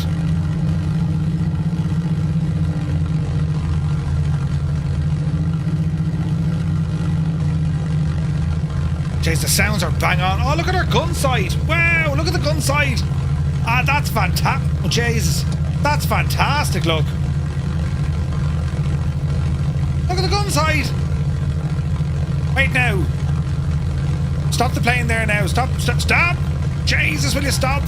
The brakes do oh, Jesus, the brakes do nothing. Wait now.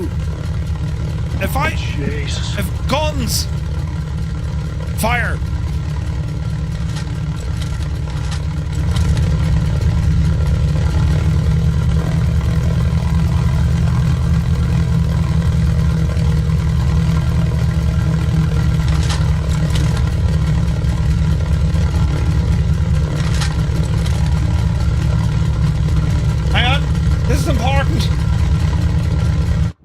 And pause, settings, controls. We need to find stuff. And I want to put it on me mongoose. Ah, brilliant. Sounds are very good, aren't they? They're savage. Right, toggle water rudder is fire the guns. Let's find out. Big Al, yeah. They were more effective in a kamikaze roll after because Yanks got up. 100%. Rudder, water. Toggle water rudder. Right. Toggle variometer switch. Variometer.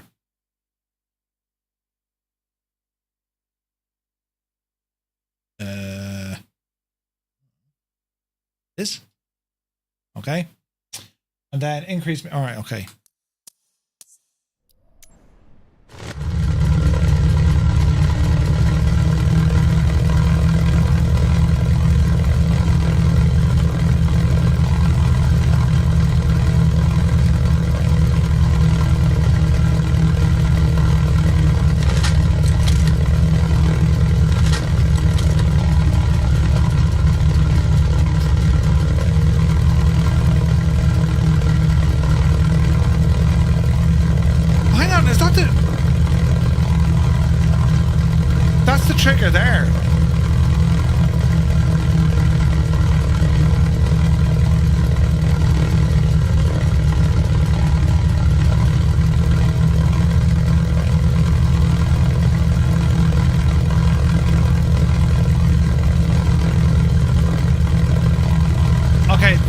safe. How do we unlock them devils?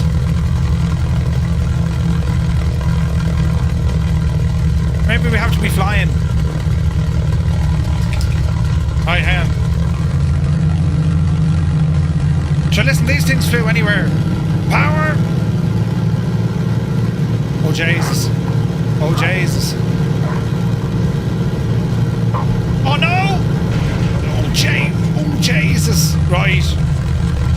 Oh, no, God, no. Ah, balls. I've only gone and shagged it, look. It's not the plane. It's the pilot. Yeah, in fairness, I'll give you that. Right.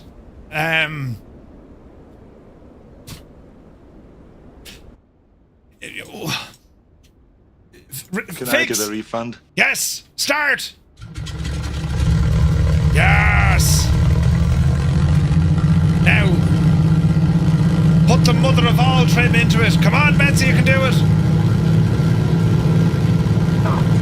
Oh, Jesus. You can do it. You can do it. Oh, no. We're doing something.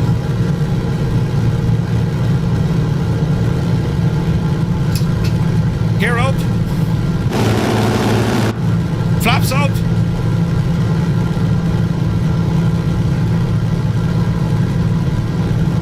More trim is needed. All the trim in the world. There we go. Right.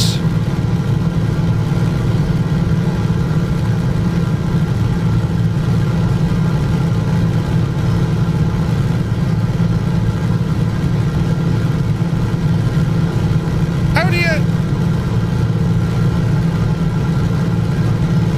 Yeah, baby.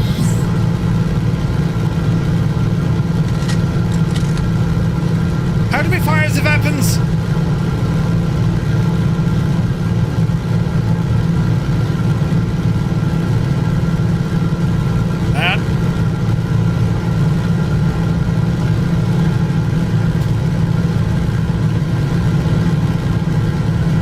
Is there like a gun safety switch?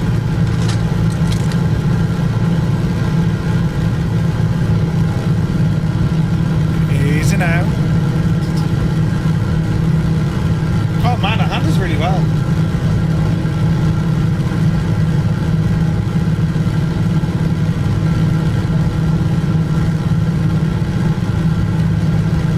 Now, how do we shoot the thing?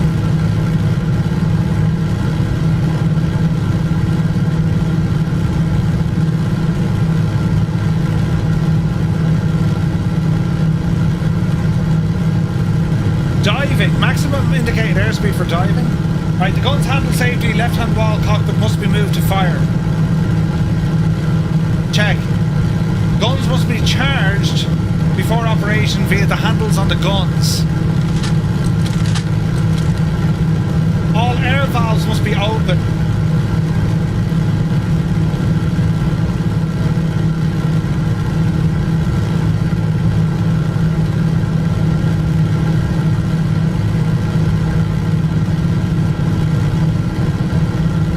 Guns may be fired or keybind via interaction with trigger handle.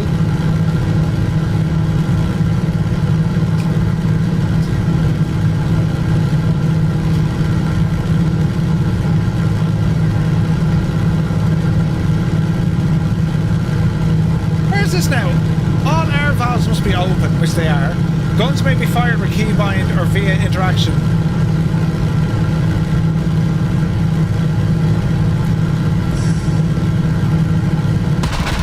Jesus! Right! Brilliant! Mother of Jesus! Hang on. Wait now. Don't panic. Oh, they don't want to work at all. Why don't the cannons work?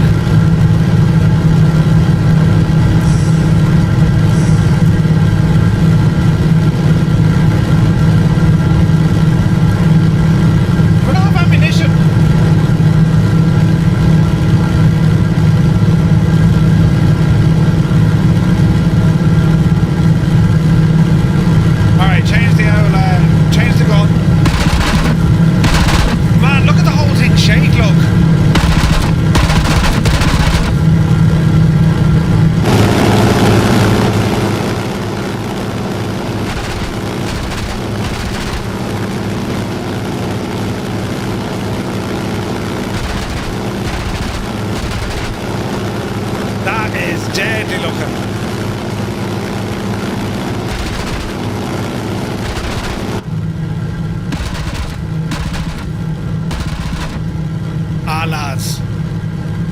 Yeah, the Allies are pretty safe at Murph flying, 100%.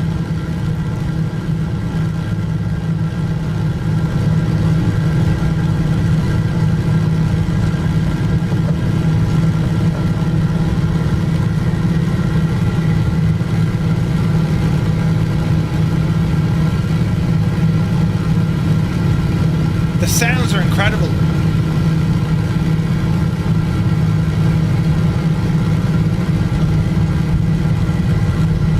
Oh Jesus! Mind the trees! Right, how do we get the cannons working?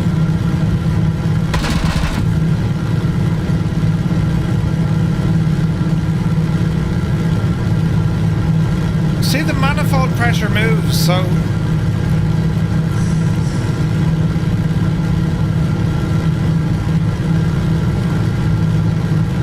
I wonder, is it down to ammunition?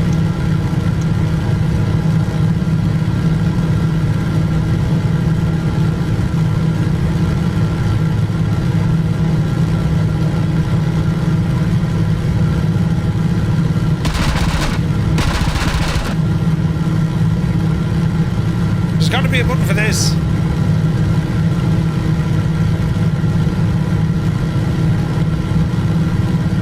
Push the lever on the left-hand shelf.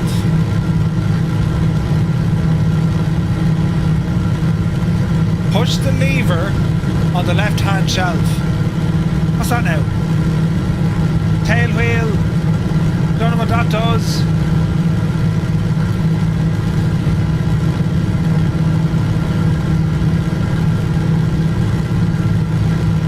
So it says there's a lever for the cannons.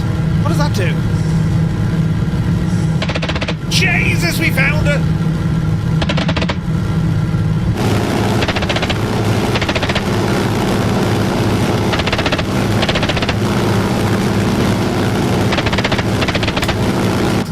Ah, fantastic.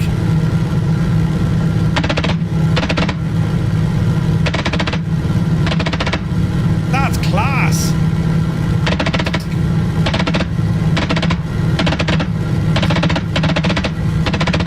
I don't think they do anything to the ground, but you can see the traces go for friggin' miles. Oh jeez, I ran out of ammo. Don't panic. It's fine. Yes! Brilliant.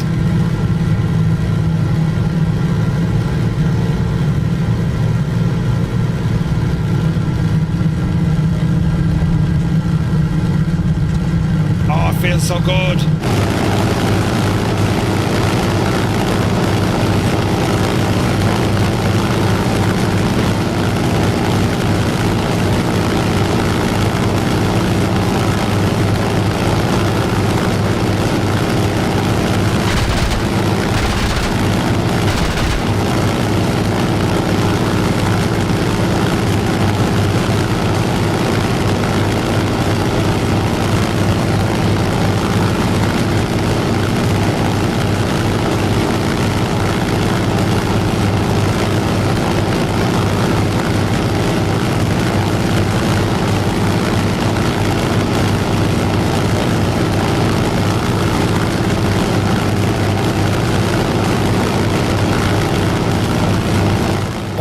This, lads.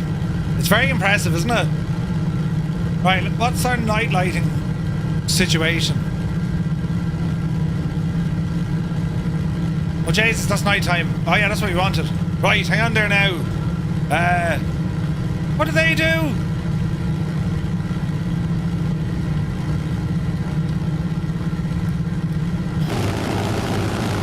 That's the exterior lighting. So what's the old interior lighting? Oh, should we have a big switch here beside us, look. Oh, look at this fella here, look. Oh, wait, hang on. How do we control him?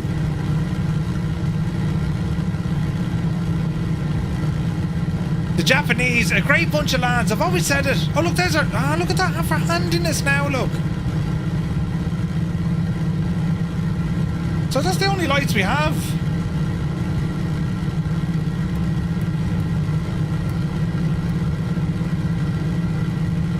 Ooh.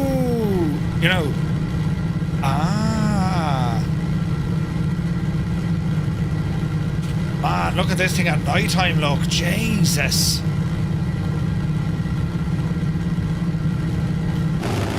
They weren't made to fly at night. Probably not, but they do have lights. Man, look at that friggin' gun sight. Isn't that only deadly? You see, this is where ChasePlane to come in fierce handy.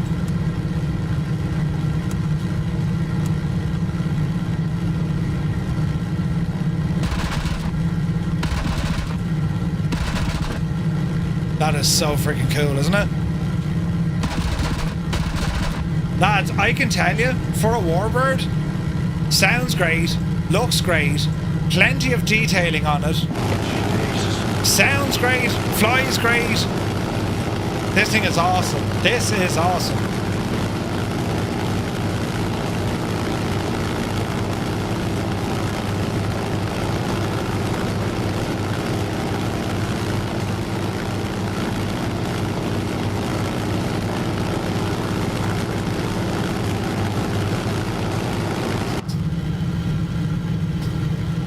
The sounds are so good as well.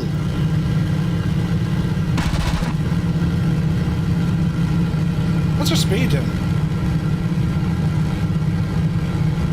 Easy now. Can we give it the beans?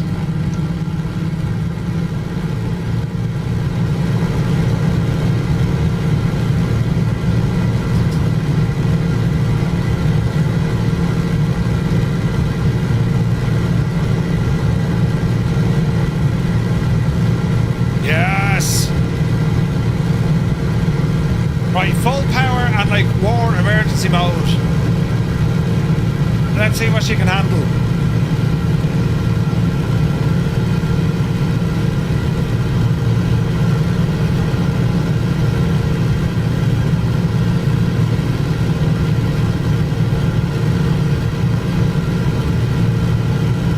Brad, good to see you, buddy. I'm telling you now, man.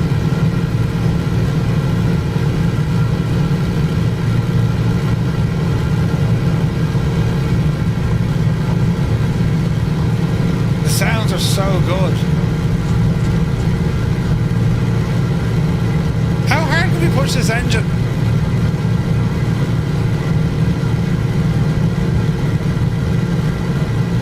Need a carrier landing?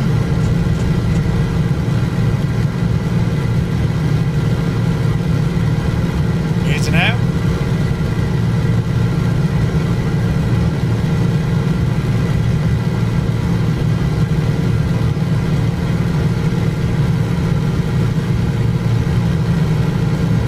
Oh, that's so good.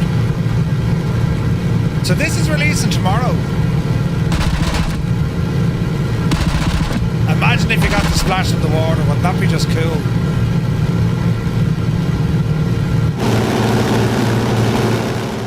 Jeez, look at the smoke. That's because we're flying hard, look. That's mad, isn't it?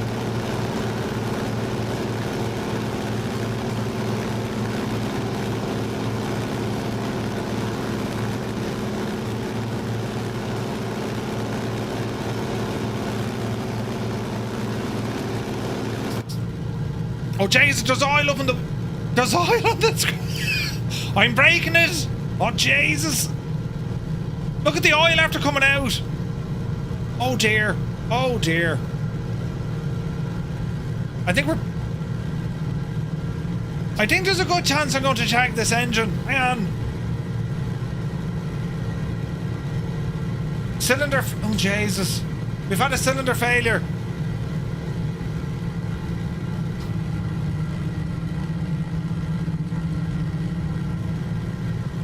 We haven't killed it yet though. Look at that, the oil up in the canopy, look. Look at that! And we've smoke. I wonder will the engine, like, you know, stop?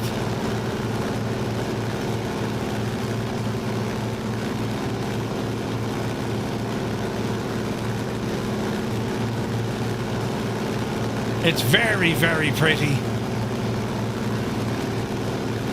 Jesus. Wait now. Can we do one of these?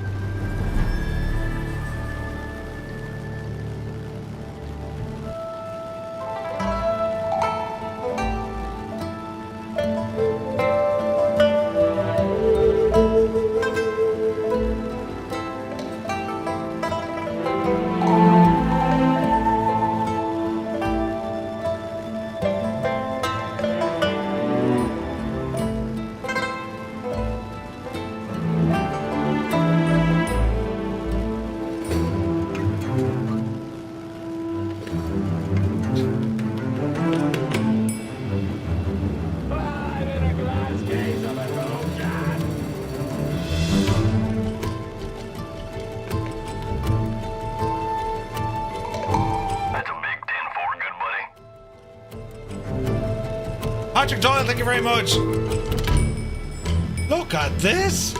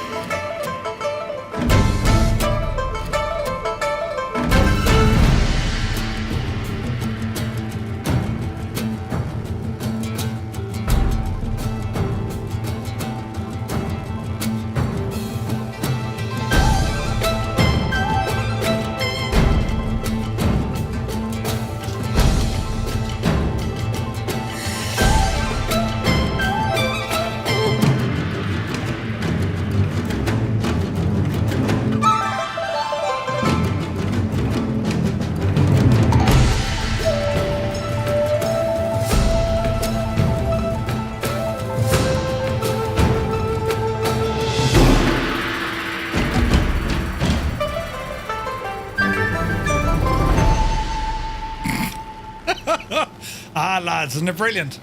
Does she have flyby sounds? It probably does when I'm going to hit a mountain. Hang on. Oh, Jesus. Yeah, oh, Jesus. Come around the side there now. That engine is about to fail. She's about to fail. Hang on. Straighten her up there now. Straighten her in.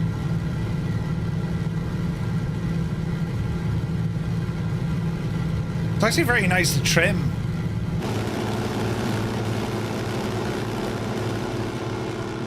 Mind your ears now.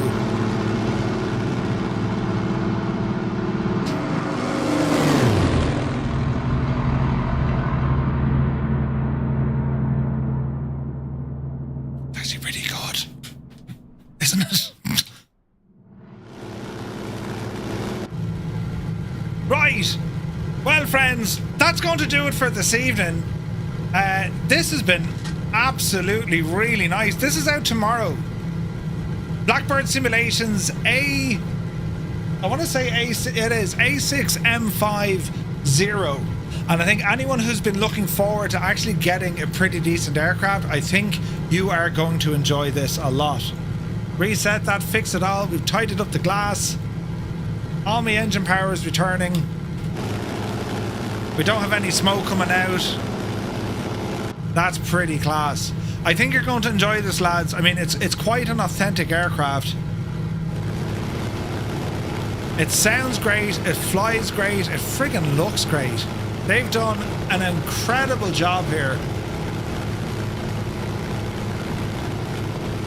There's loads to learn with this, even the friggin' startup. They've nailed it. And look how good it looks, man.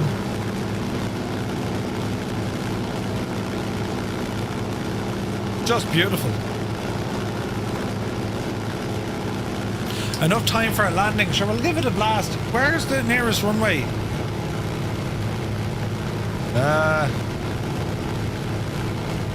We'll just try for somewhere unprepared, shall we? Do they have a price?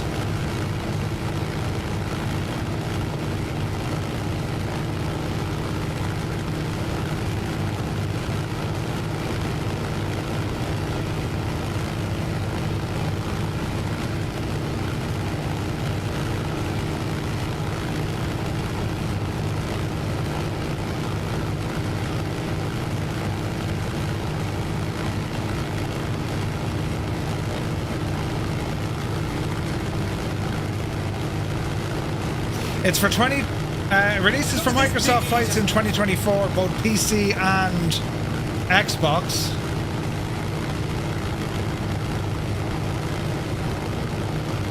I don't see a price. And you get an idea of the price, no?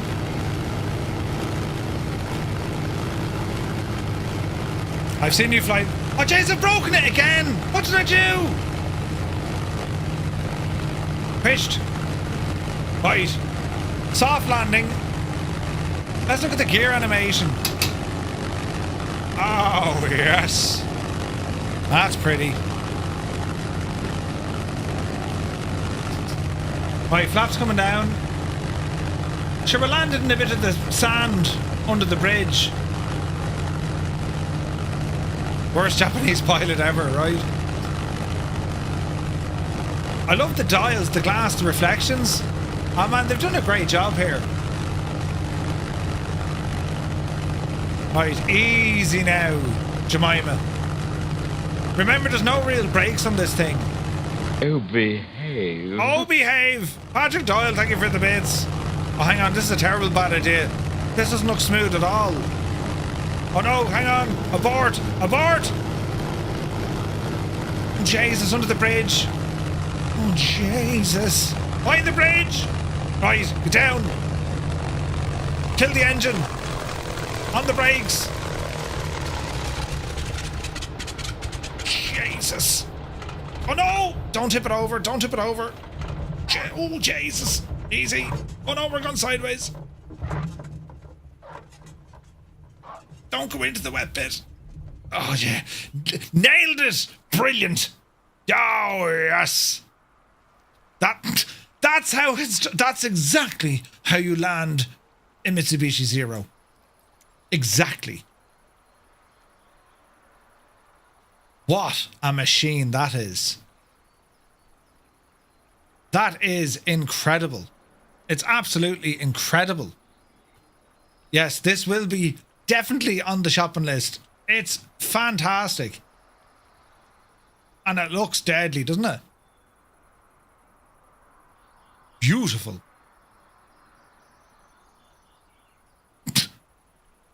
Just don't land it that way, you know. I rate the landing 1 out of 10. Yes, sure.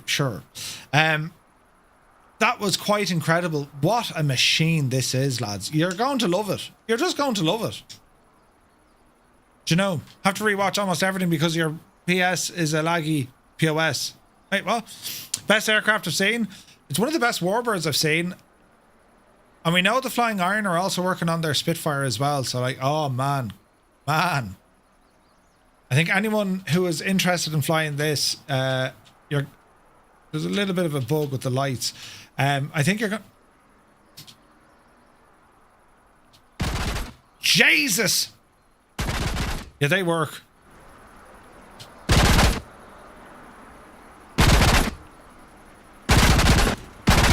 Wait now. Can I...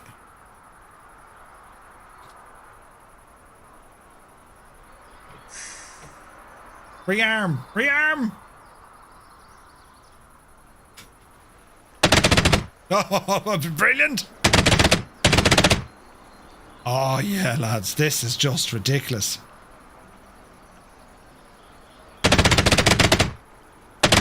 How do you... Didn't I have a button? I did. I had a button to do that.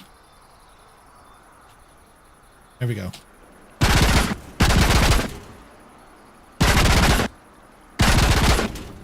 Savage, right? Merv, you be the pilot who was reported for safety violation, Tora, right? Yeah, so it's out in a couple of hours.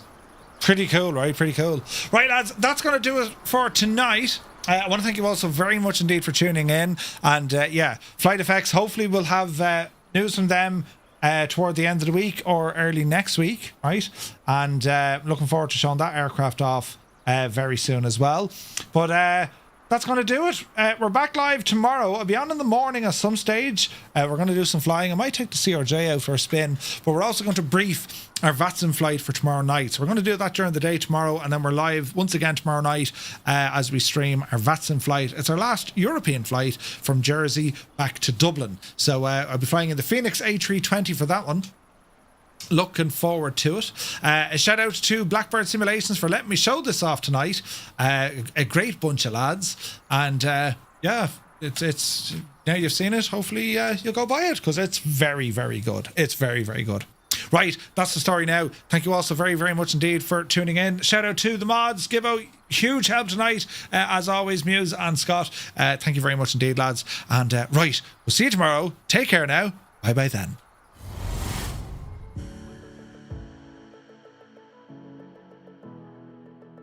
Dublin. Pascal Sheehy, RTE. Is Pascal Sheehy still doing the news? Oh, there's Gibbo, look! He almost turned it over. Gibbo, you nearly rolled it. Yeah, baby. Did you just say that? He nearly rolled the trailer coming in. Hilarious. Cheers, Gibbo. Yeah, we can hear you.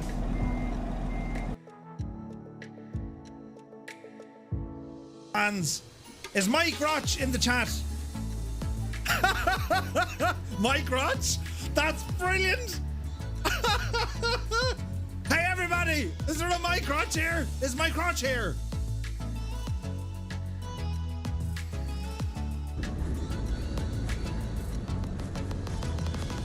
She looks like your man. Oh no, it's a him. Oh Jesus. It looked like your one, Katie Taylor. Yeah, I thought it was going to be a great fight, and then I boxed the head off him. Brilliant.